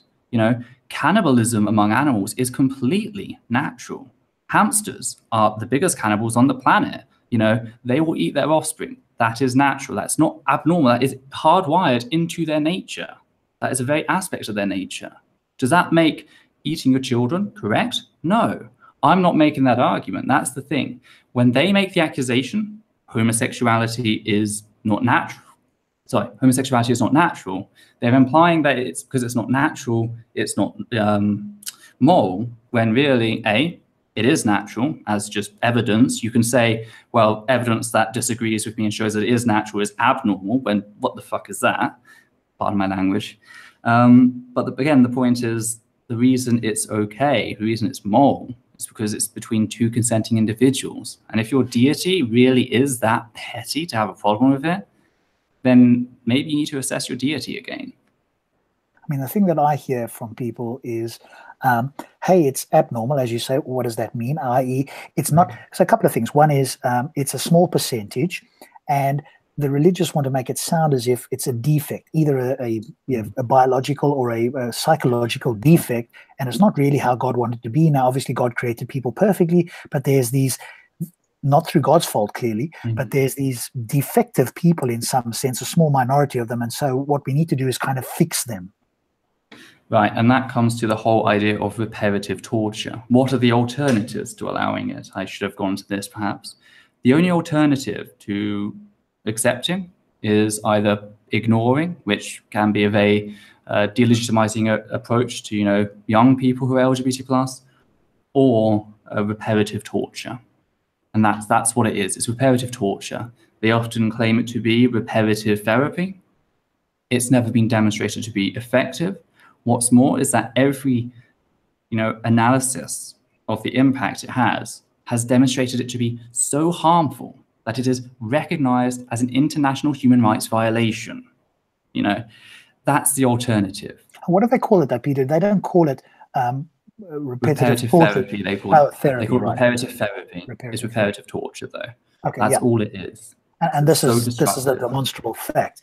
Yeah, that it causes that sort of negative effect. So, if my view is simply this, that if they are consenting adults, as you've pointed out, they're not harming each other, and we can show no demonstrable overall negative effect. On what basis could I say? Now, I'm not that person. I'm obviously not one of those people, but I think people have a right to their beliefs as long as they're not harming themselves, anybody else, and there's no overall negative impact on society. And of course, this is what the religious want to focus on. Hey, well, it's not natural because you can't have children. If more than 50% of the population were this way, then the human species would die out. But B, how can you bring up children like this? So I don't know if what studies or what information you've looked at in terms of couples bringing up a child. In the Netherlands, studies show that lesbian couples raise children more stable, more confident than heterosexual couples. If they want to play that game, we can play that game. Same-sex couples between men have the same levels of confidence and stability as heterosexual couples. Same-sex couples between women, better stability and confidence. Now, this is thought to be because of a lack of toxic masculine ideals, i.e. both parents are more willing to be socially open about their feelings towards their children, and that helps the children's development. That's why also we need to sort of help men understand that emotions are not this weak thing, that if you have a psychological condition, get help for it, be open about yourself, and that will also benefit everybody. So well, there was a point that I was going to raise there. Stops if you've got anything. I should note on this. If they come with you a study that says something otherwise, check what they assess, because there is an underhanded technique we've noticed, which is some Christian institutions will try to compare selected statistics of adopted children from LGBT+ households, so raised by same-sex parents, to non-adoptive children. Now, this is problematic because, of course, a child who's been through the adoption system has had a lot more strains that a non-adopted child has not. So you have to compare adopted children between heterosexual couples to adopted children in LGBT+ households. Okay, so you've got to make sure that they're both adopted, obviously, and not because that as you quite rightly say. But I mean, that shows an effect everywhere, doesn't it? Whether it's adopted children are, don't emotionally grow to whatever degree as generally speaking as. Yeah, so that's why you've got to reduce the extraneous variables, the stuff that you're changing about the two different groups. Decrease that as much as possible. That way you can focus just on the one aspect, which is, the effects having LGBT+ parents has on you. And I think it has to be said, what's remarkable is that this same level of confidence and ability comes in spite of hostility towards LGBT+ individuals. This is not so much in the Netherlands, which is possibly why they're one of the best in this field. But, there's a meta-analysis. I should actually go through and dig that out. I'll add it to the comment section after this video. There's a meta-analysis which covered, I think, 30 or 50 studies on the topic of adoption. And they found that the vast majority came to the conclusion that children raised in same-sex households were just as, psychologically well-founded as those raised in heterosexual households. So I will go find that meta-analysis. I'll definitely add it to the, if afterwards, I'll get some of the studies from you, if you can, and I'll post it into the description so that people can then go and ascertain it as well for themselves afterwards. Great. Stops, have you got anything you want to add there? Well, not really. I just want to make a statement that anybody who's been or who was brought up on a South African campus will know the no pufta sort of sentiment.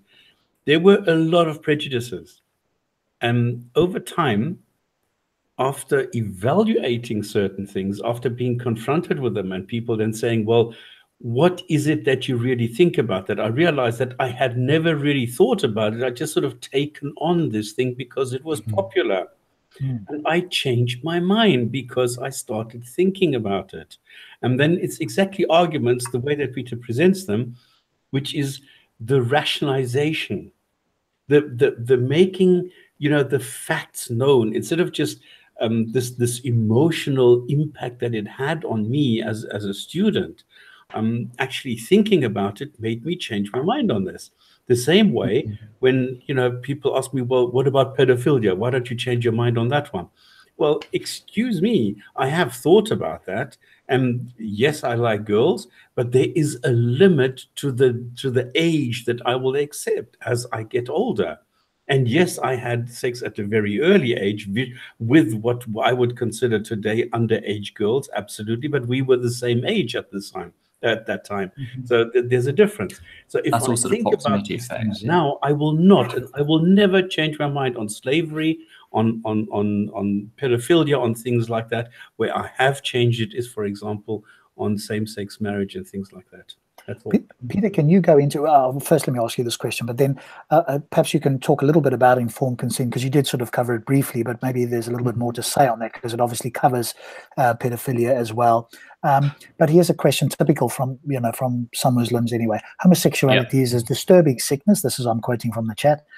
If the gay behavior is socially accepted as normal, it is the fitra and leads to moral degeneracy, I think it is. So this is typically the view that, hey, if we accept this quote unquote disturbing sickness, then if it becomes the norm, then it'll lead to morals being lowered, let's call it. And obviously you've argued that's not the case.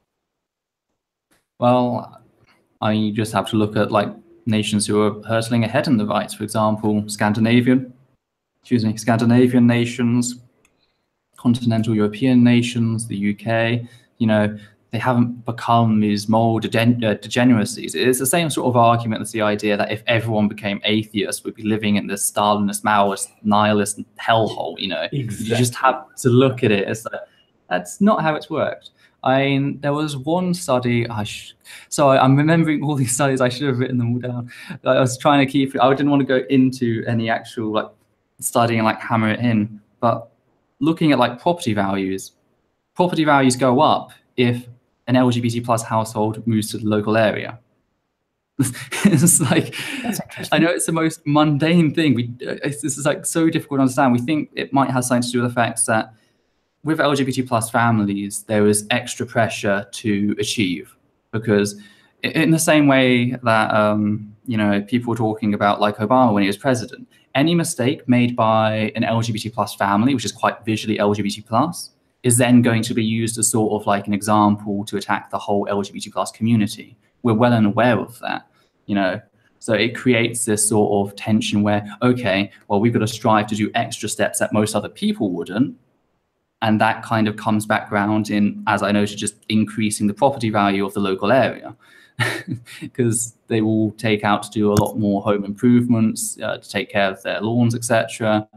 And it's just all these little things they do just to be the best LGBT plus family they can be. And it just comes around in such strange ways, far from being moral degeneracy. And do you think that there's partly a social pressure on that, i.e., they feel as if all eyes are on them, and so now we've got to be super, amazing just to fit in? it's a counterweight effect. You know, everyone's telling them that they're going to fall apart, that they're going to fail, etc. So they overcompensate, if you will. You know, they do things that other families just don't think about because they want to be the family. They don't want to be, you know, a stereotype. Yeah.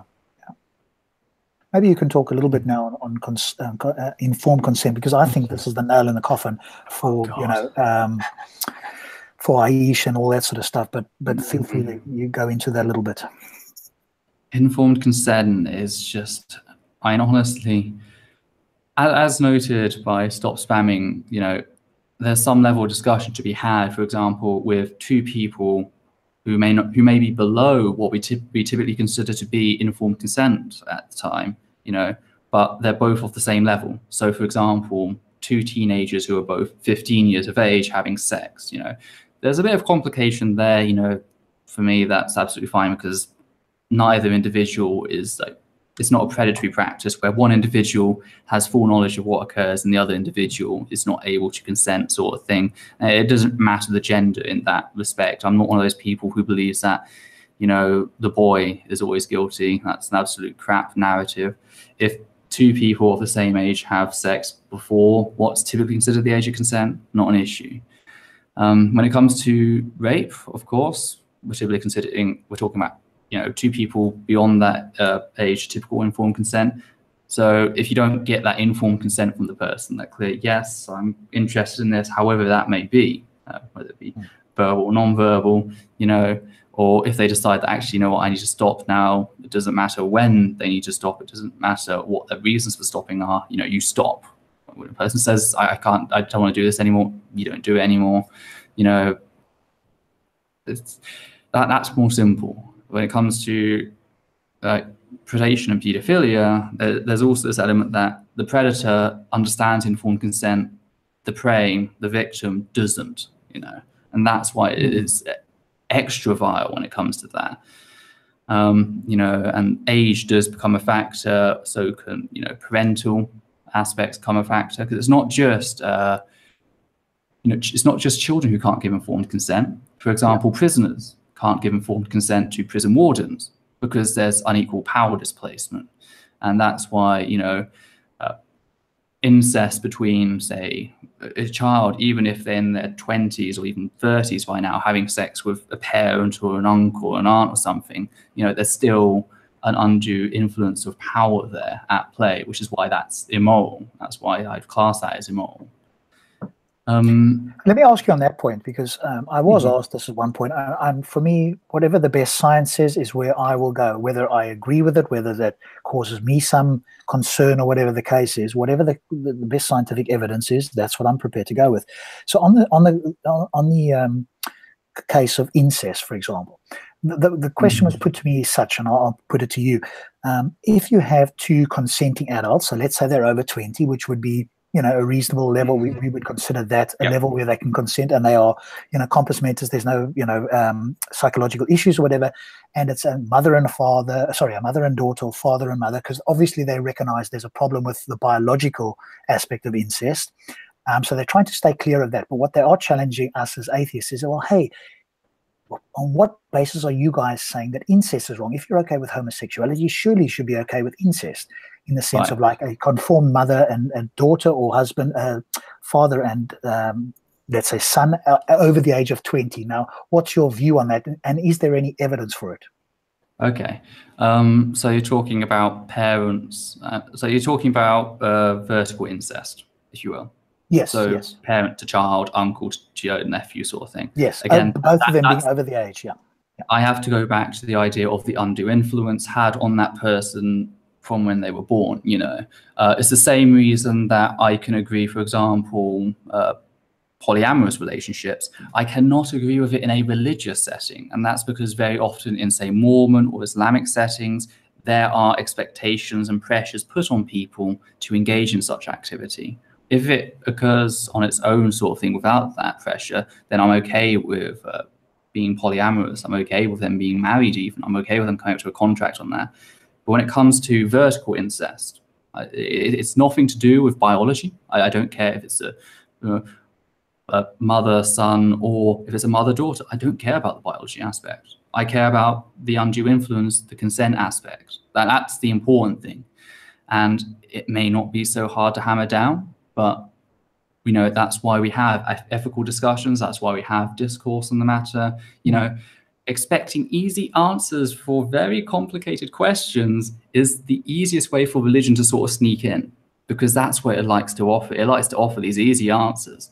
Whereas, you know, secular philosophy sometimes gets us to examine things and think about hard truths. I mean, if it comes to lateral incest, like cousins, siblings, etc., here's the thing that completely throws over the car, and I might be completely torn apart over this in a couple of seconds. I don't have an issue with it. I know there is a biological implication of 0.015% increasing to 0.03% genetic abnormality, but drinking causes far more issues. You know, if two loving people, I don't care about siblings or cousins. I really don't. I think it's such a null issue compared to other topics that, honestly, that may be controversial, but yeah, it's just, there's no basis for that. Because I think also, you know, they've found that sort of, well, first cousin marriages, now you may not be referring directly to that, but first cousin marriages, there's been some studies, and they found one interesting one in, I think it was Saudi Arabia, where they were training some of the pilots, and they could not see at night. Their night eyesight was just gone, and they obviously, through a bit of research, they found out that a lot of it was inbreeding and first cousin marriages, because of course that is not forbidden in Islam. In fact, it's not sanctioned in the sense that it's written there, but it's not forbidden, which means it is okay. The thing is that it becomes compounding. You know, for one generation, again, siblings, it's only 0.03% chance, increased chance of, you know, abnormality. Whereas, you know, if you every time you do it, you keep compounding those chances, and it keeps increasing. So that's the issue. That's how you end up with, for example, the European royal family.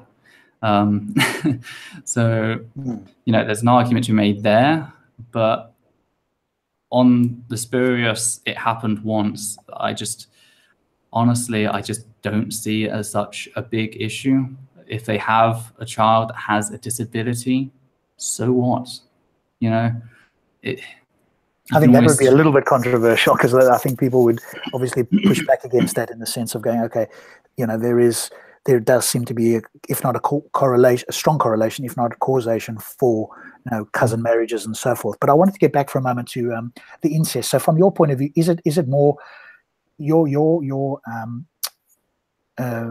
view against incest is more the case that you don't think that the undue influence. Yeah. So even though they were two consenting adults, you feel, is there any sort of evidence for this, or is it more just a thought that you have, or some light reading you've done, or is there anything that I can point to? Because I'm quite happy to condemn it or not, whichever, but I'll need a little bit more information for me to do that. So I'm open-minded either way on that. That is, again, that's more my experiences at looking at the cases of other domestic abuse survivors, which they often sometimes include rape, you know, the power dynamics that go into there, and also domestic violence situations, you know, pure domestic violence between, you know, two typical people. You know, there can be rape in those cases caused by undue influence as well. Are you talking about specifically the vertical couple itself? Vertical. But I'm on about with vertical, you know, incest, the undue influence. I can see the same undue influence in certain domestic abusive relationships, you know. Well, what would you say if somebody came to you and said, hey, Peter, do you know what? Let's just use the kind of example that would throw the theist the worst, probably. A son and father. So the son comes along and says, hey, Peter, do you know what? I'm 25, my dad's 45. We have, you know, an incestuous relationship. I have no problem with it. I've given full consent. You know, I love my dad in that way, blah, blah, blah. He loves me. I don't feel like there's any undue influence. Is there something that you could marshal to say, no, you're wrong? Or would you go, do you know what? I accept that. What would I would have to go back to I'd have to go back to like prison, you know, relationships between prison wardens versus prison, you know, convicts. Because again, two consenting adults, fully consenting adults, yeah, there is that influence there caused by the imprisonment. This is different. It's caused by social upbringing and impact of, you know, conditioned of how to do whatever a parental figure says. You know, again, I don't have any hard stuff on this. That's why I'm not pushing for it in any sort of legal setting.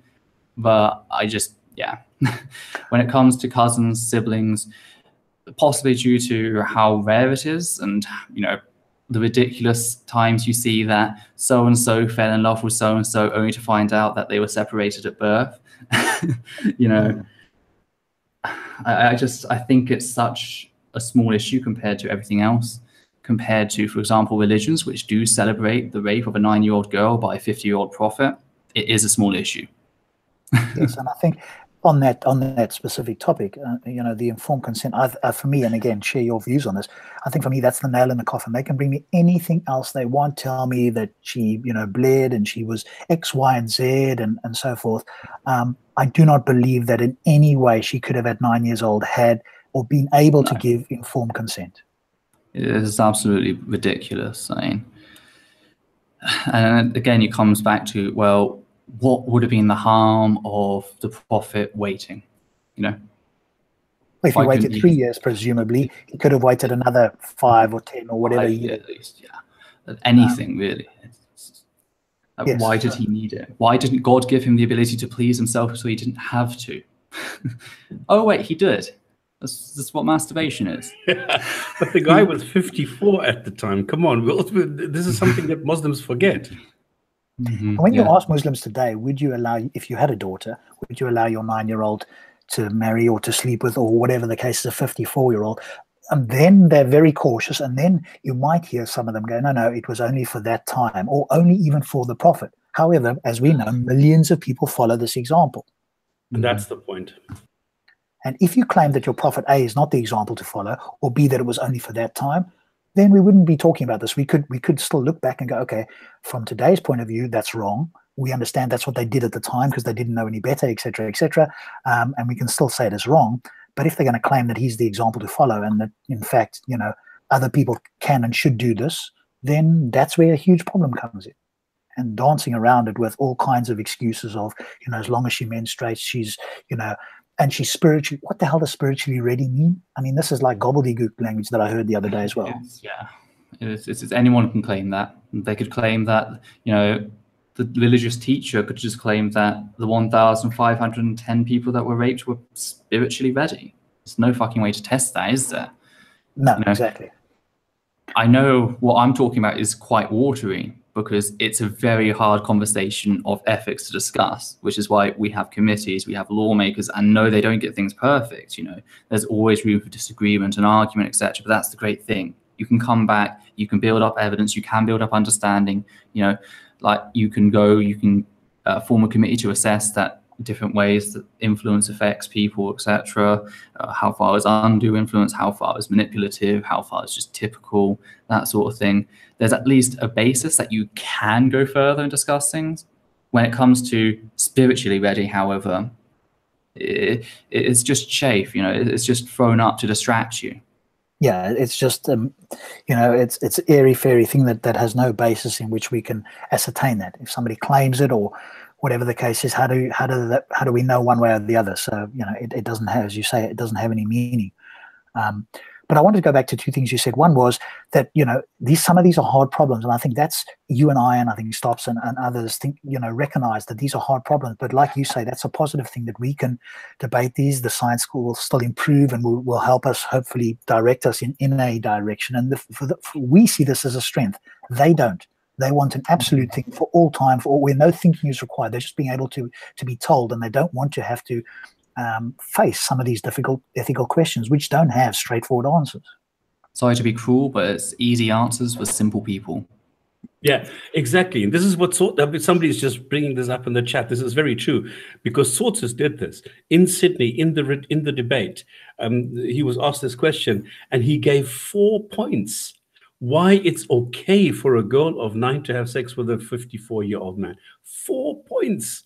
I can't believe he defended it in public at university, and he was not shooed out of the room, which is something that I would have expected or something. But no, the Muslims there lapped it up gratefully, saying, well, if Hamza Sources is okay with this, I'm sure there must be a reason that it's good.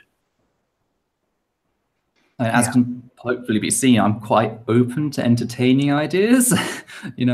I'm not one who's going to rely on traditionalism. It's wrong because it's always been wrong, even though it hasn't always been wrong. But again, when it comes to rape and pedophilia, it is child rape.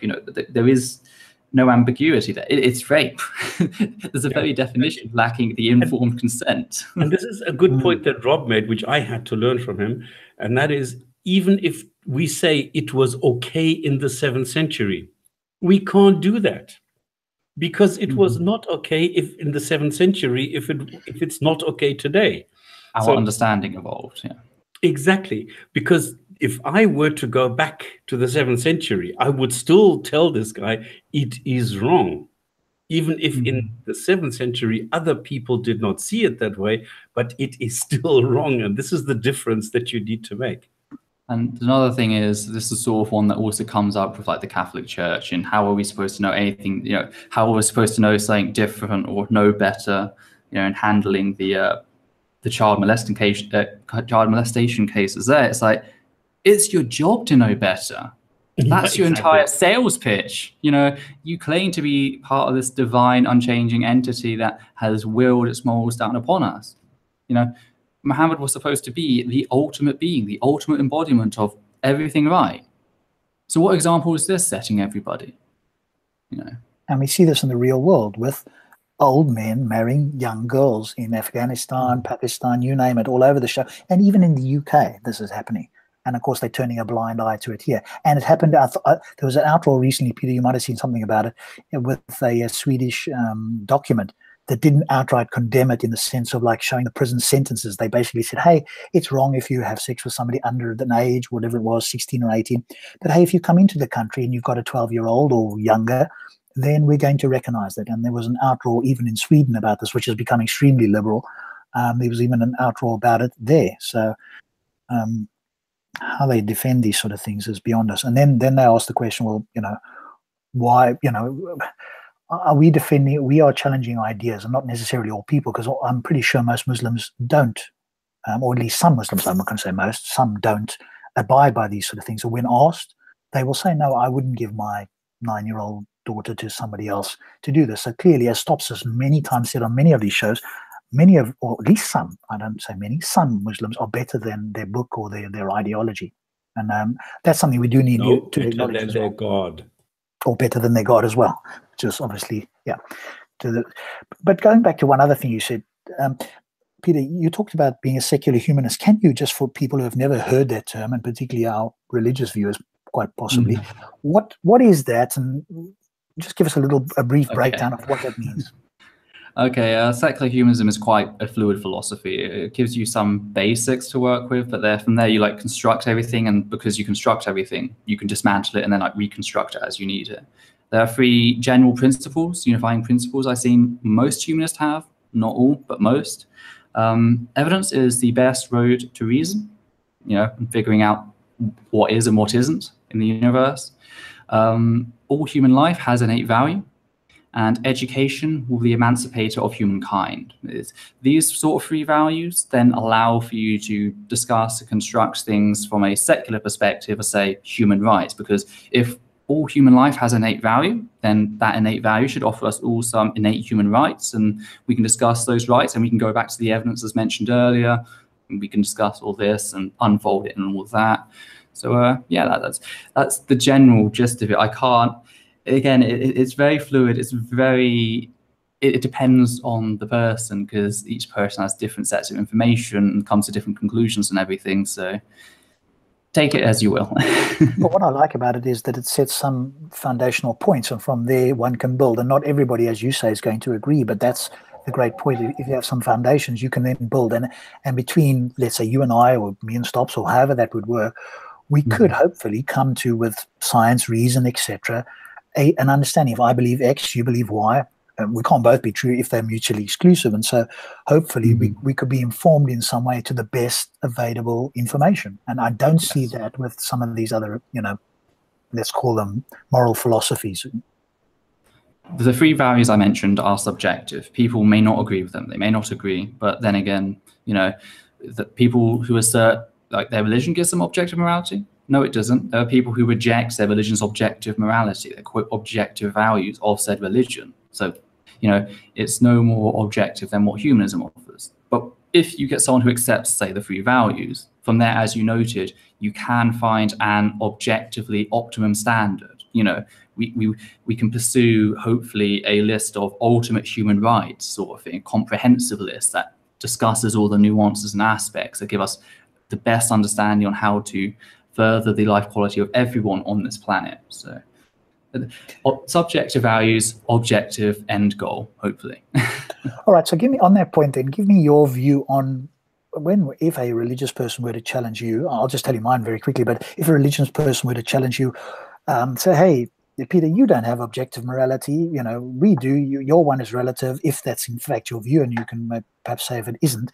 You know, so in other words, inferring that your one changes, and so it's just might makes right type of thing, because they always quote Hitler. Now, I'm of the moral landscape view, which does have, you know, some objectivity built into it. But maybe you can share your view if you were challenged by a religious believer. What has typically been your response to this? Well, typically I just respond that they've only replaced one mundane authority with one supposedly divine authority. You know, what's to differentiate Hitler versus their God? Well, they might say that he created the universe. So what? What's the point, you know?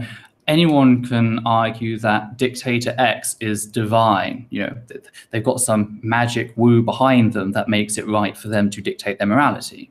What's the argument against that? Okay, take a step back. Maybe it has to be a non-human. Okay, aliens. You know, if alien claim to have some divine ability to give us moral values, would you accept that?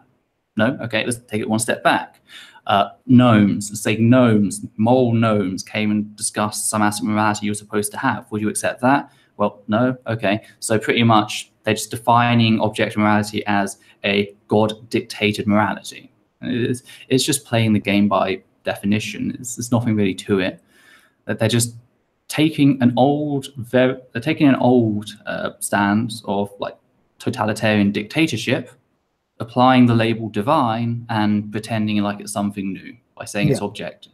Yeah, I agree with that. So what would your response be, you know, to the typical, you know, you've probably heard it before, so I'll use the one in Speaker's Corner. Hey, Peter, there's nothing to say that Hitler was wrong. You know, it's all relative. At that time, they thought it was right. And we can say it's wrong today, but if you lived in those days, Peter, you would probably, or you might have said that it was right to kill the Jews or whatever the case is. So you, Peter, and I'm now quoting, you know, the Muslims, you, Peter, your morals just change from day to day. And so, you know, how on earth can anybody follow you or anybody like you? Because it's just changing based on your whims, quote unquote. I just go back to the humanist values of seeing all human life to have innate value, and yet you may disagree with me. Hitler quite clearly did disagree with me, but this allows us to recognize people who are stable parts of society that, you know, treat us with respects that we would like to be treated with, and so we can return the favor, sort of thing. You know, the golden rule it just comes back to ultimately. It's existed throughout all cultures to some extent. It's just largely been ignored, very often under religious pretense of our atrocities are religiously, you know, ordained, so therefore they're justifiable. But yeah, I mean, ultimately it's just nothing, because even if they came to the conclusion that I couldn't differentiate myself from Hitler, neither can they. It's like the argument gets us nowhere, none of us anywhere. Well, I mean, they would push back at you and basically just say, well, hey, God tells us, no, we mustn't kill people, and quote unquote, and I'm going to use the word I would use, but they might use a different word, unnecessarily. And so it was unnecessary to kill the Jews. That was a bad thing to do, and God would have intervened or told us not to. So any real Christian, Muslim, whoever would have been there at the time would not have done that, because God says don't just kill people. And so we have got a moral standard. You, Peter, haven't, and that's would potentially be what they might push back with. And you just end up going in a loop there. That's the thing. They just go in the loop of pointing out, well, that's exactly what Hitler did. Hitler defined his own morality just as your God did. All you've done is taken the position of Hitler and replaced it with God. Yeah, I can't add anything more to that. It's like, what else do they expect at that point? You know? And I think whenever I hear it from myself, you or others, be it Harris or whoever it might be, it's the value of human life, and human life is special and different to other life. That's not to say that we don't respect and look after other life as well. And it's the thing of, human suffering or well-being. And that is what morality is tied to. So when we talk about it, we are talking about the well-being or suffering of conscious creatures in whatever sense you want to use. And then the only question... Yeah, sorry, carry on. There's also the fact that you can note that even if all the moral codes and understandings of today were wrong, that still wouldn't validate their deity. It's again, just another red herring. Every moral principle, standard, value we have today could be completely wrong, completely abysmal by tomorrow's standard. So what? That doesn't then validate their morality. They're arguing to try and break down their opponent, not realizing that their arguments are susceptible to the exact same counter arguments, not realizing that even if they could break down their opponent, it gets them nowhere. They're still stuck with no answer to the question, why is child rape okay? Yeah. Yes, they're certainly no better, and I would say worse off than we are. They depends on what view they have, but the divine command theory. At least we can challenge. They can't. Yes, I'd rather have a set morality I can challenge that didn't say slavery was okay, rape was okay, genocide was okay, than have a divine morality which said all these things were okay and I couldn't challenge. One of the things that I sometimes find useful, and it depends who I'm speaking to, is to ask a religious person a moral question on something that is not in the Bible or the Quran or anything, be it stem cell research or some other thing that could not have come up in the Quran. And what is their view on this? Is it morally okay or is it not?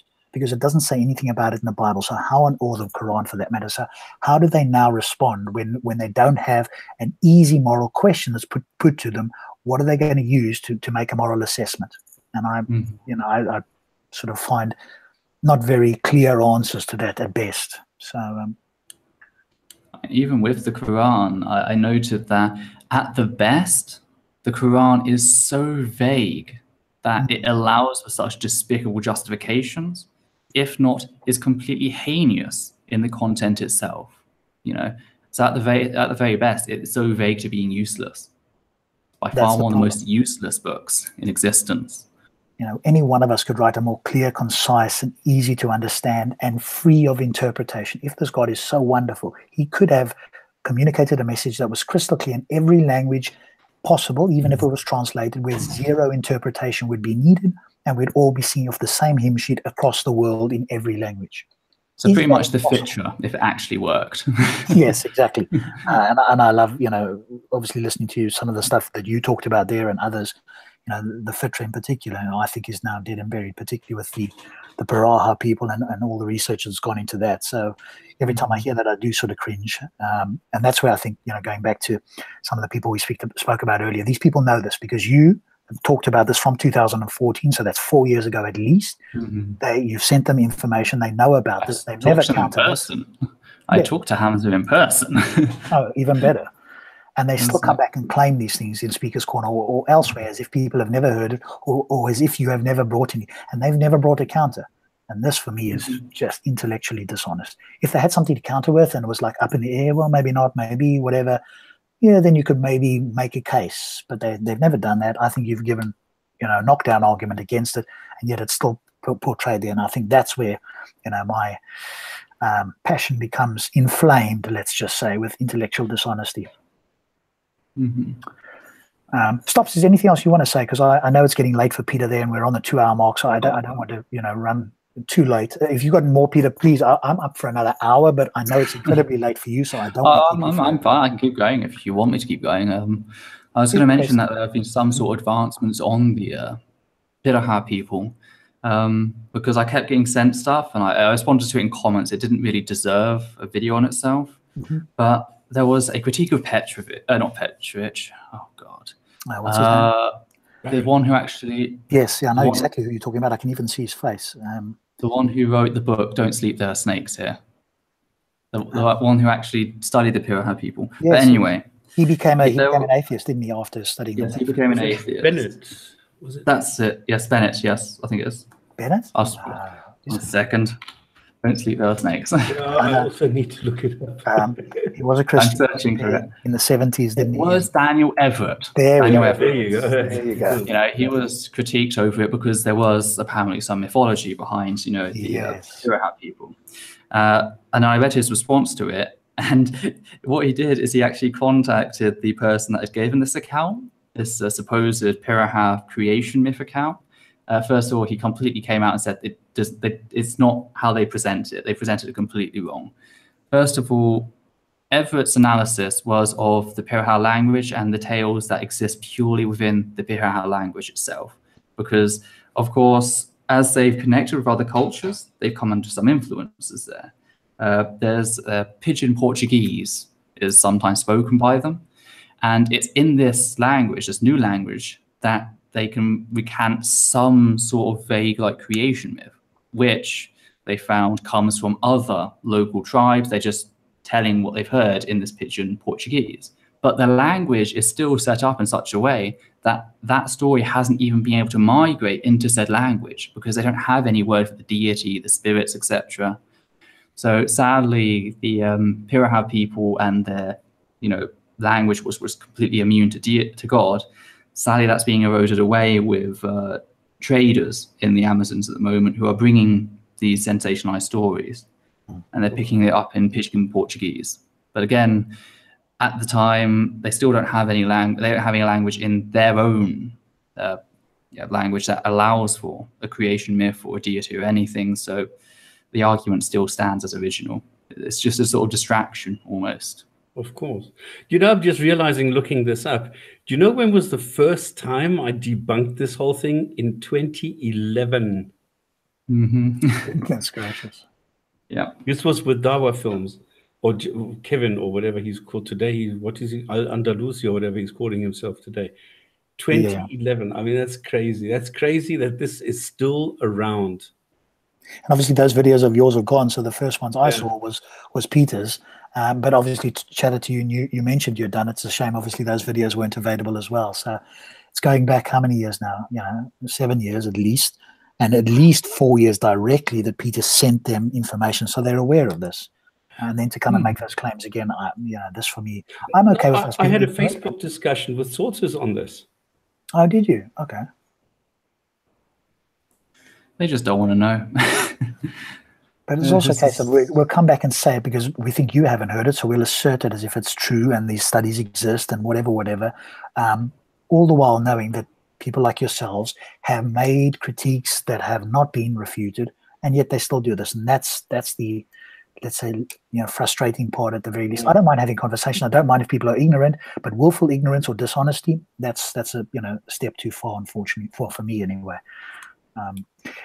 Guys, if you're in the chat or if you're viewing, if you've got any questions for Peter, please post them now. Obviously, we might still have a little bit of a chat. I'm not going to hold Peter here indefinitely. Peter, is there anything else you want to share based on, you know, everything that you've talked about, and anything else you want to share? We've got some Muslim viewers, you know, obviously a few Christians, etc., and people of all stripes that are watching. So, you know, anything else you'd want to share? There's nothing beyond the basics, really.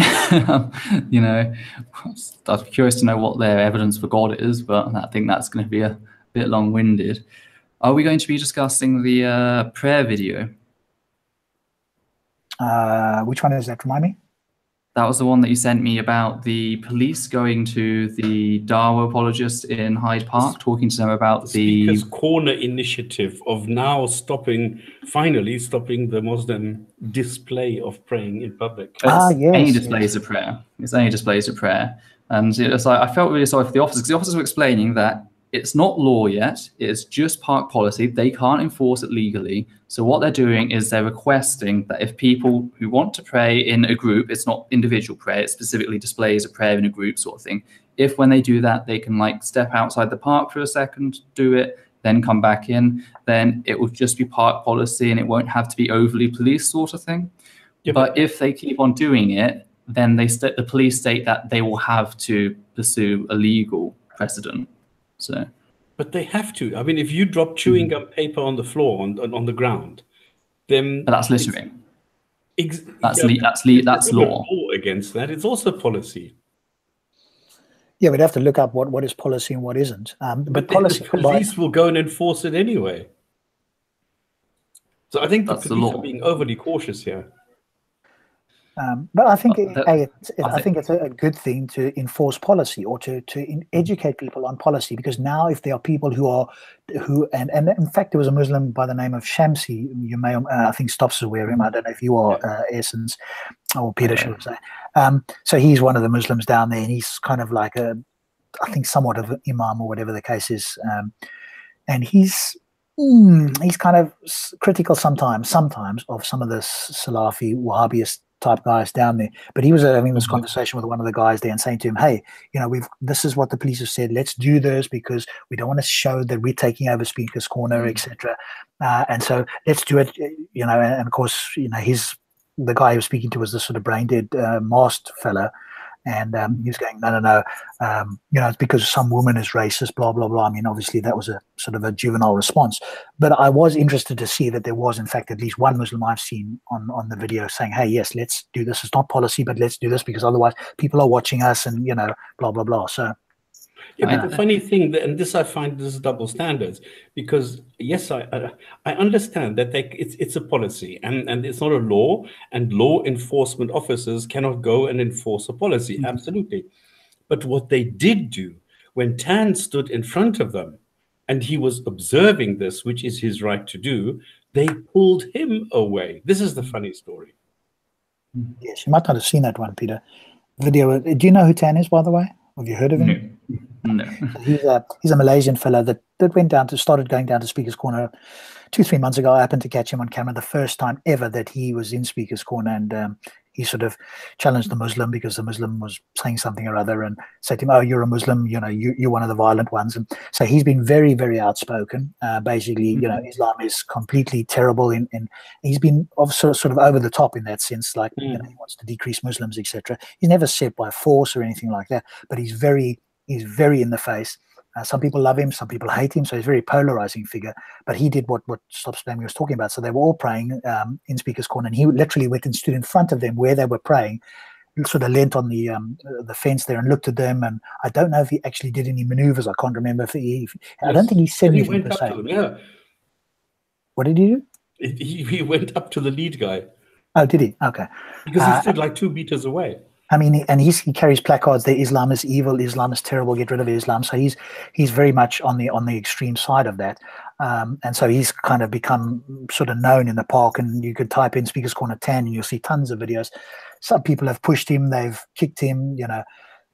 There hasn't been serious violence, but there has been violent reprisals, but not of the serious nature. But any violence is violence, obviously, but not in the case where he's been knocked out or anything like that. So he's obviously somebody there who's offering his free speech. He's been here for a number of months, and so obviously what Stops was talking about is he stood in front of them, but instead of, you know, the police officer saying, hey, it's his right, he literally took him and moved him away because, hey, here's a whole group of Muslims praying and we don't want to, quote unquote, offend them. And I think that's the sort of I hadn't heard that one. I only saw the video you sent me, so yeah, but the Muslim manhandled him. Yeah, but I haven't seen that video. He really took him and shook him. Yeah, I know, but there's no point raising your voice and talking to me about it. It's like, I haven't seen that video, so I can't really comment on it. Yeah. No. I'm just telling you, this is what happened. This is the funny thing. This is why I call it a double standard, that the Muslim is allowed to take him and jerk him out of there, and the police take Tan away and not the Muslim.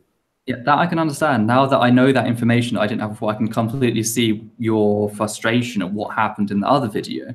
But honestly, save that video that Rob did send to me, because it completely shows that the police have been completely, soft-edged when dealing with them. They were just, they were, compared to what you mentioned, they were playing so softball with them. We're not doing anything legislative. We're just saying, being friendly, charming, etc. Please take outside, otherwise in legislation, then keep hold of that. So if it does go through law, and of course they're going to call persecution, as they will, you can say they were given every opportunity that others haven't received. Here's the example I can bring in of other people who just stood there and were dragged away. These Muslims were given all the opportunities, but they still abused the system, and as a result, what's happened is now, it's what they've sown. They reap what they've sown. Yes, well, we'll see what happens, because let's see whether they continue to very friendly, remind them not to do it in public. And if Shamsi and that sort of those sort of people take it upon themselves to educate the other Muslims to do it outside of the park, then at least that's one thing where they are quote unquote abiding by the law, because they can carry on praying there. But again, then they don't have an argument where they can say, hey, we want to integrate and we're all part of society. If the law is there, or the policy, even if it's not a law, and other people are respecting it, Christians and everybody else, and they're the only ones who not, what does that say about them and their willingness or lack thereof to actually integrate and to be part of the society? Because that's the claim they made. If they went that, hey, and they said honestly, and one or two do on occasions, say, hey, no, we don't want to integrate. We actually want our own thing. And once we have enough people, we will dominate like we have done everywhere else in the world. Well, then that person's entirely consistent with going there and praying and showing that he's doing exactly what he says he wants to do. But if they're not claiming that, then obviously they need to. But, we've seen it a lot. Consistency, integrity, and honesty over a period of time is not the case with at least some, if not more than some, of the regulars at Speaker's Corner, at least. And I remember watching the video. It's just frustrating. That's what I think it was the masked guy. He was going on about the fact that other people there were recording, and because they're recording, they're uploading, they're getting money from it. It's like business. And he said, okay, well, we're looking into it. That's what the police officer said. We are actually looking into that one. But then the argument was that because the police officer was being recorded, that they were taking part in that business transaction, and therefore they had to leave by their own sort of thing. And it's like, no, some random person with a camera is recording the police officer. The police officer hasn't signed any consent forms for that, but thankfully they just seem to be a nice enough person not to, pursue, that aspect. Well, I think it'll hurt the Muslims a lot more. I mean, there's so many more Dawah channels. There's 10, 12 or more channels, at least, with recording equipment. There's one or two Christians, and when I go down on the rare occasions now myself. So, if they were to ban that, which, they'd have to have an act of parliament or something for that, I would imagine. They couldn't just have that as a policy. But if they were to remove all video equipment, which would be difficult because people can slyly record with mobile phones anyway, that'll hurt the Muslims a lot more. So it was a Muslim complaining about this as a red herring, obviously, to the other point, not realizing that, of course, he would hurt his own group of people much more than the non-Muslims. Whataboutism. Easy way to go. Yeah, of course. I mean, that is their bread and butter. You've hit the nail on the head with that one. Whenever, Bob the Builder or whoever it is down in Speaker's Corner, or Stops for that matter, anybody, any of us critique, and mostly it's Christianity, because obviously they can go, well, what about your Bible? I won't answer the critique about my Quran, but let's go to your Bible. Where does it say X, Y, and Z? And this just happens all the time. And that's incredibly frustrating and you see it even with the quote unquote top guys, as well as the Ali Dawahs and the rest of them. Yeah. So, there's a video there. Just pick that up in the chat for those who are interested there. Play the video. We can't really hear it at the moment. We're not set up to do it at the moment, Simon, but I've got the post there. I'll post it in the side chat for us here as well. There's somebody talking about Ali Dawah there. Again, no, we wouldn't really be talking about Ali Dawah and that sort of people, except that he's got over 200,000 subscribers. And, over 200,000 stops. You're kidding. No, go and look at the channel. I mean, I just happened to pick that up. Well, there you go. But there's influence there, and there's people, unfortunately, incredibly, that actually take him seriously. And he's like a beginner at this sort of stuff. And he was roasted by one of his own Muslims and said, "Hey, Ali Dawah, stop chasing Tommy Robinson. You are not educated or in a position challenge. Go and get one of the top guys to do it." And the top guy, obviously, one of the names was Hijab, which was amusing to me. But he's been berated by some of his own Muslims for trying to get in the spotlight. Wasn't that Adnan, or his father even? Wasn't it the father of Musa Adnan? I forgot. No, he didn't berate Ali. There was another Muslim guy that's been on here, actually, Saracen.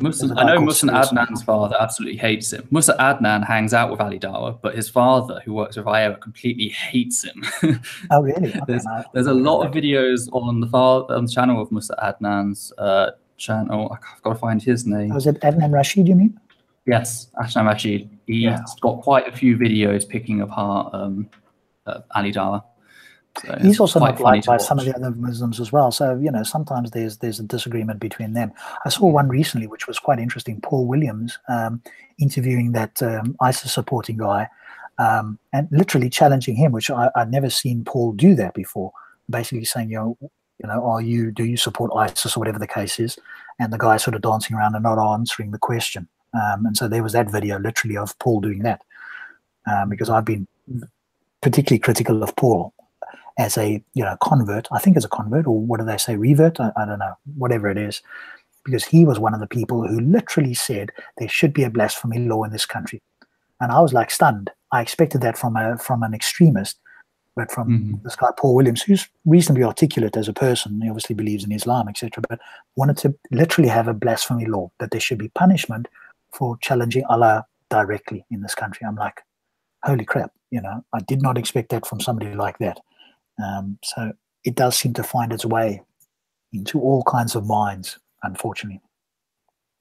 Yeah. Good. Is there anything else anybody wants to talk? So we've covered that. Is there anything else you want to talk about on that side? Because obviously, we're huge freedom of speech. Well, let me ask you this question, Peter. What limit, if any, do you have with freedom of speech? Oh boy. Oh, okay. I know this is where we probably diverge quite a bit. Oh, really? Okay, fair enough. First of all, when it comes to like topics of no platforming, I believe there's a debate to be had about academic integrity, but the idea that such things are even like free speech topics, I find quite dismissive of free speech as a whole. The idea that if students aren't forced to pay certain speakers money to effectively pay them to have a microphone for a night, then that's taking away said person's free speech. I find that sort of argument very dubious. So what? No platform. Sorry, I didn't get that. Can you say that again? So when people talk about no platforming, the idea that if students aren't forced to pay to have some speaker, because a decision by school union, etc., who represents the students, the elected representative of the students, decides we're not going to have the speaker, then there's an issue there. That it's not a human rights violation. You can be argued to be an academic integrity one, but I wouldn't class that as a human rights violation, as a breach of freedom of speech. Well, I would agree it's not a human rights violation. I guess what I'm thinking about is more in Speaker's Corner. I mean, we could talk about the tertiary speakers, because obviously institutions can, although if they are government institutions, then they're less likely to be able to get away with that. But if it's a private institution of whatever stripe, they can impose stricter, quote unquote, laws on or procedures or whatever the case is for speech. But talk, if you would, or give us your thoughts about, let's say, Speaker's Corner or the public forum where the public have access and where we can have whatever level of speech. Where would you draw the line, if any, in Speaker's Corner or the public arena as opposed to within institutions themselves? Calling or advocating for genocide, genocidal violence is, pretty standard. That's really it. That's the only time the law should get involved, really. Yes, I would agree with you there. I think maybe we could, and that probably off the topic a little bit, we could probably chat about institutions and so forth. But I think the main point is, and that's just where I wanted to see where you draw the line in Speaker's Corner. So somebody could say Nazi, they could say skinhead, they could say, nigger, they could say, Allah's a pedophile, whatever the case is, whatever things people would normally find offensive. As much as they get to say it, I get to complain about it. Oh, yeah, that's part and parcel of it, isn't it? Yeah. So many people use free speech as the idea that I can say whatever the hell I want, and you can't say anything critiquing it, because if you do, then you're censoring me, which is this kind of weird backwards. Obviously, that's complete bollocks. If you're going to make a point, then somebody's equally free to challenge you and rebut you and do whatever. Of course, I mean, if you're going to say I'm like inferior in some way, I'm going to call you an arsehole probably. Yeah, and that's your freedom of speech to say exactly that, and knowing you'd probably give reasons as well when you're in a mind to do that. And I think, that's the main thing. People, we can disagree, but we can also call each other arseholes and all the rest of it. Ideally, and I think on this panel, we'd want to know the reasons why. It's all very well somebody saying you're an arsehole, a tool or whatever, but why? And have you got good reasons for saying that? And maybe I could be convinced that I said something incorrect or arseholishness or whatever the case may be. I'm going back to what I mentioned earlier about the guy who questioned the harm that rape caused. You know, I didn't like go and like inform the police and tell that they should, you know, this guy is like saying this stuff is quite dodgy, you know, you should silence him or anything. I didn't do that. I raised my voice because it was really shocking and hurtful to hear someone ask, you know, what's the harm of rape, even as a rhetoric device, you know. To do that, it's quite stunning, but that's what I took it to be. I took my offense and I targeted and I aimed my offense in a very angry diatribe back at them. I would have been surprised as well, and, you know, and I'm somebody that advocates that, you know, that offense is an illusion in a psychological sense, and I could go into more detail on that. But even I would, if somebody said that, I would have been taken aback as well, and probably raised my voice in the same way and go, what, did you actually say that? As if something like, oh, well, violence doesn't really hurt somebody in the long term. You know, some kind of statement like that, you're like, what? So I can understand, you know, because that's a totally out of left field. You know, you wouldn't think that a rational human being would make a statement, even in jest, about something, which doesn't sound like it was in jest, or was it? It was a rhetoric device. I think he was just trying to trip me up on anything. Oh, right. Okay. You know, I just pretty much walked right through it, sort of thing. I didn't let it slow me down. I raised my voice for a few seconds, and then it came back down, and I started completely taking it apart. You know, pointing out that even if we were discussing within just their perspective, you know, if they, you know, us discussing it in that way, it's just, yeah, it's calling out sophistry for what it was. So there's a comment in the chat here. UK and European countries aren't free like Americans, though. UK has a history of banning Muslim and non-Muslims. What?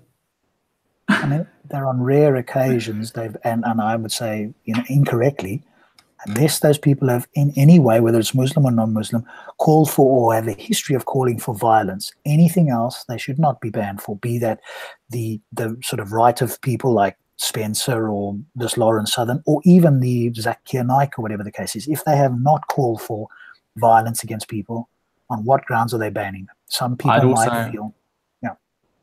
I'd also have to ask, you know, what happened to, you know, the Japanese internment camps, you know, where people were rounded up and kept in prison camps just because they were Japanese during the Second World War.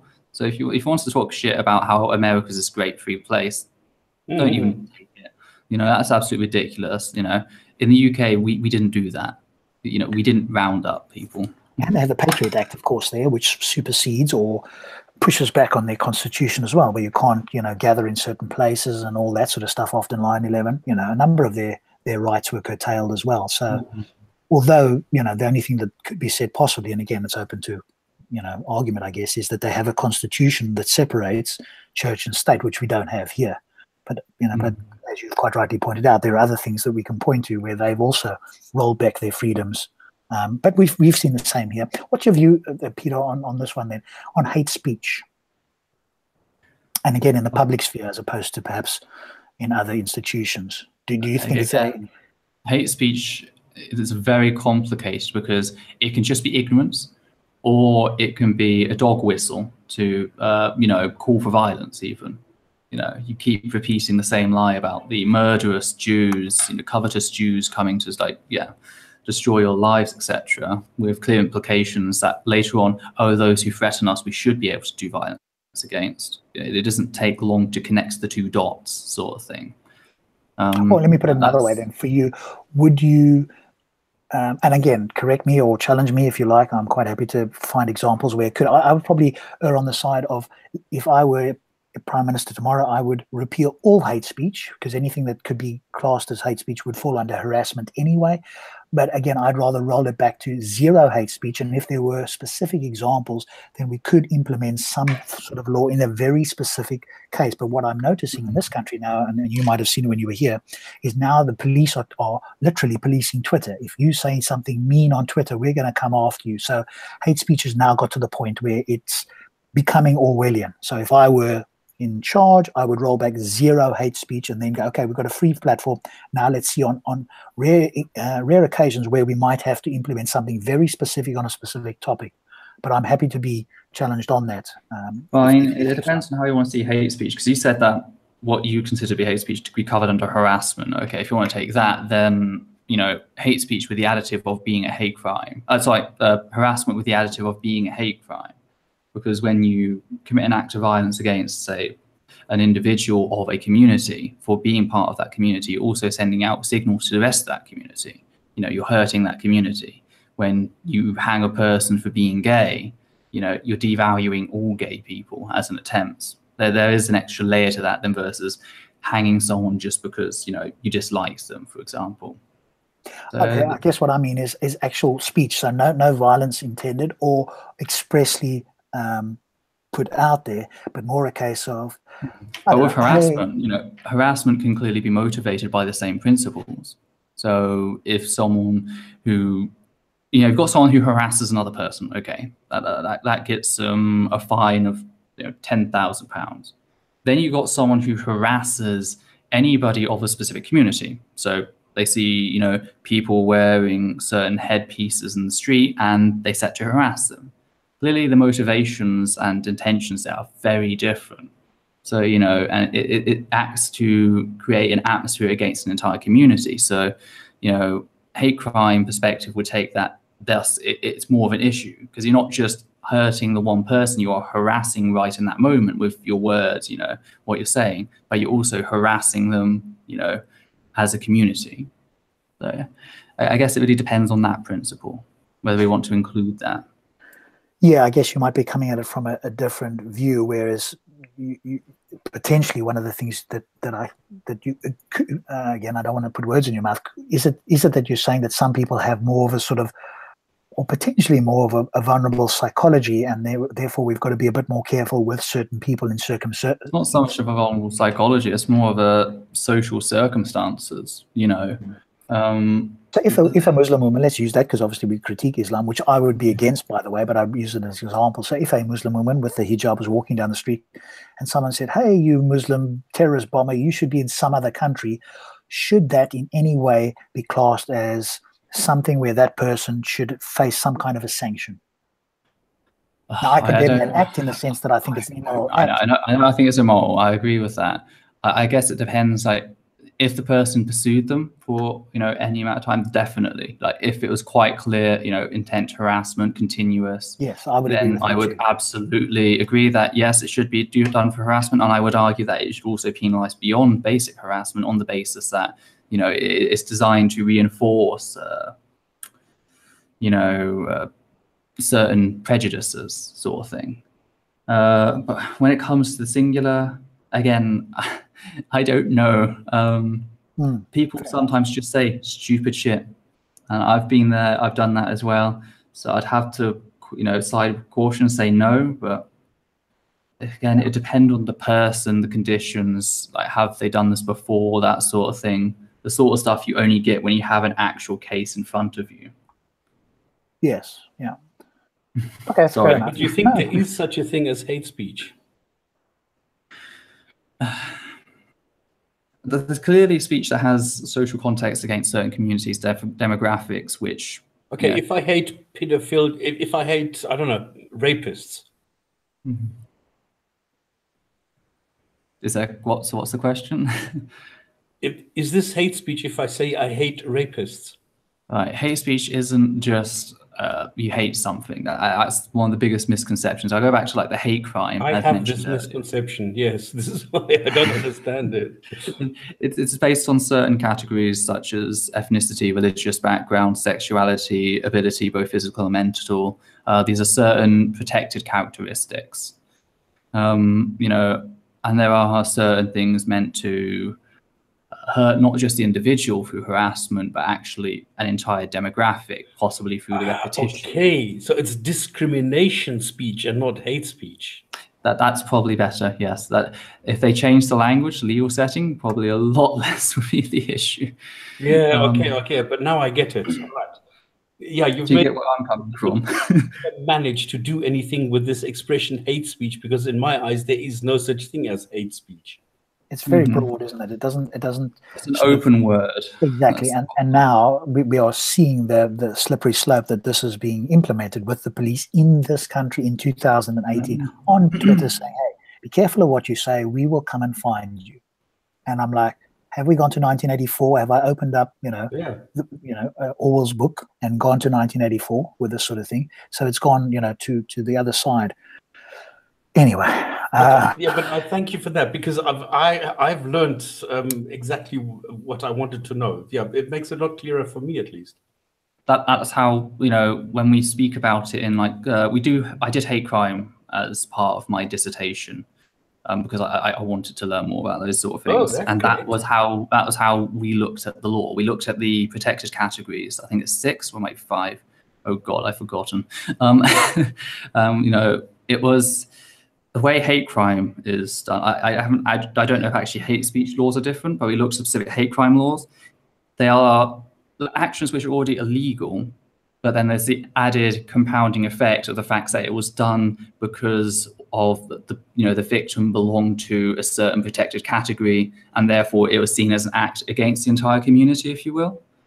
So, Peter, in the future, maybe at some point in your video creation, you could do a video on that and cite some information. That would be of interest, because I'm against that in the sense that if I were, as I say, Prime Minister, I would roll that all back. But I'm interested because I could be wrong, and there could actually be, a number of cases where we could. I'm more on the cautious side of, okay, let's do it very, very specifically on rare occasions. But it could well be that your dissertation and the information you present could give me pause where I would go, okay, there are actually broader views where that we could implement something, but at the moment I don't see that. But I'd be very interested to see what you can. Yeah, I can look into doing that, and I can get my resources out. Yeah. I'm trying to think if I've got access to my university resources. That's what I hope I've still got access to. Oh God.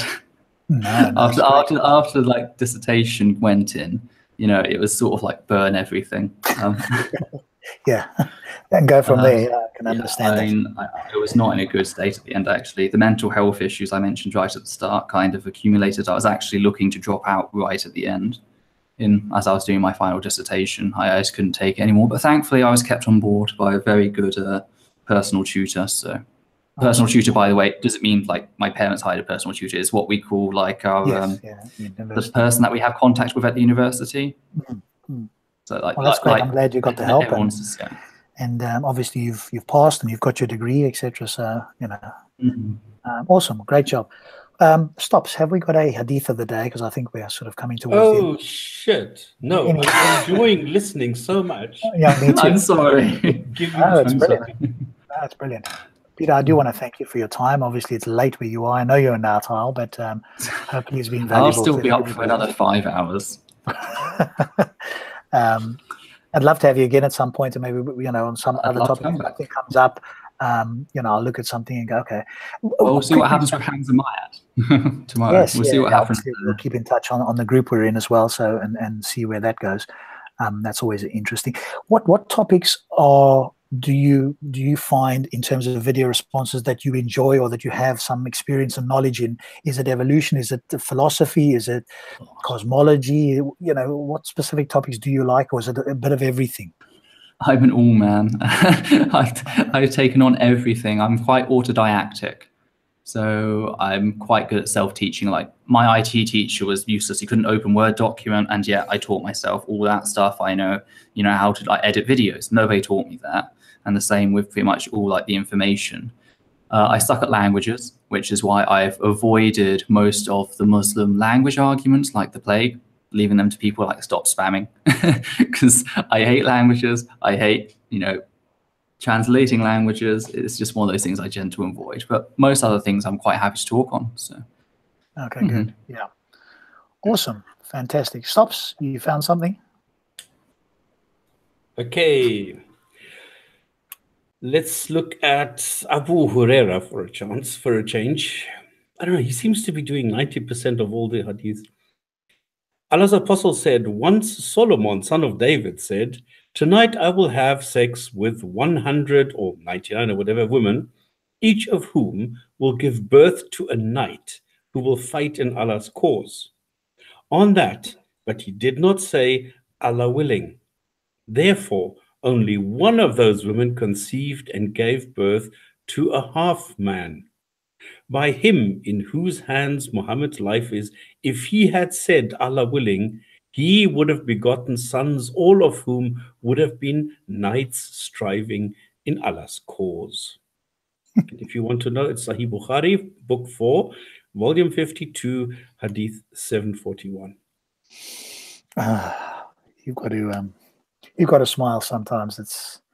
I do ask myself how human beings can believe these sort of things, but we know from psychology that human minds are easily influenced, and there's a variety of ways that can happen. So, yep. All it leaves for me to say is thank you so much, Peter, for coming on, being a guest. It was been absolutely brilliant. Thanks again to Stops, my co-panelist. Thank you to all the viewers, to everybody watching. We will be back again next Friday, and hopefully we will have Peter on again at some point in this year, as and when his schedule allows. So to Peter, a great thanks again. To Stops, thank you. And to everybody out there, thank you, and good night for tonight. We will see you next Friday, 8 p.m. UK time. Nighty night. Thanks, guys. Good night.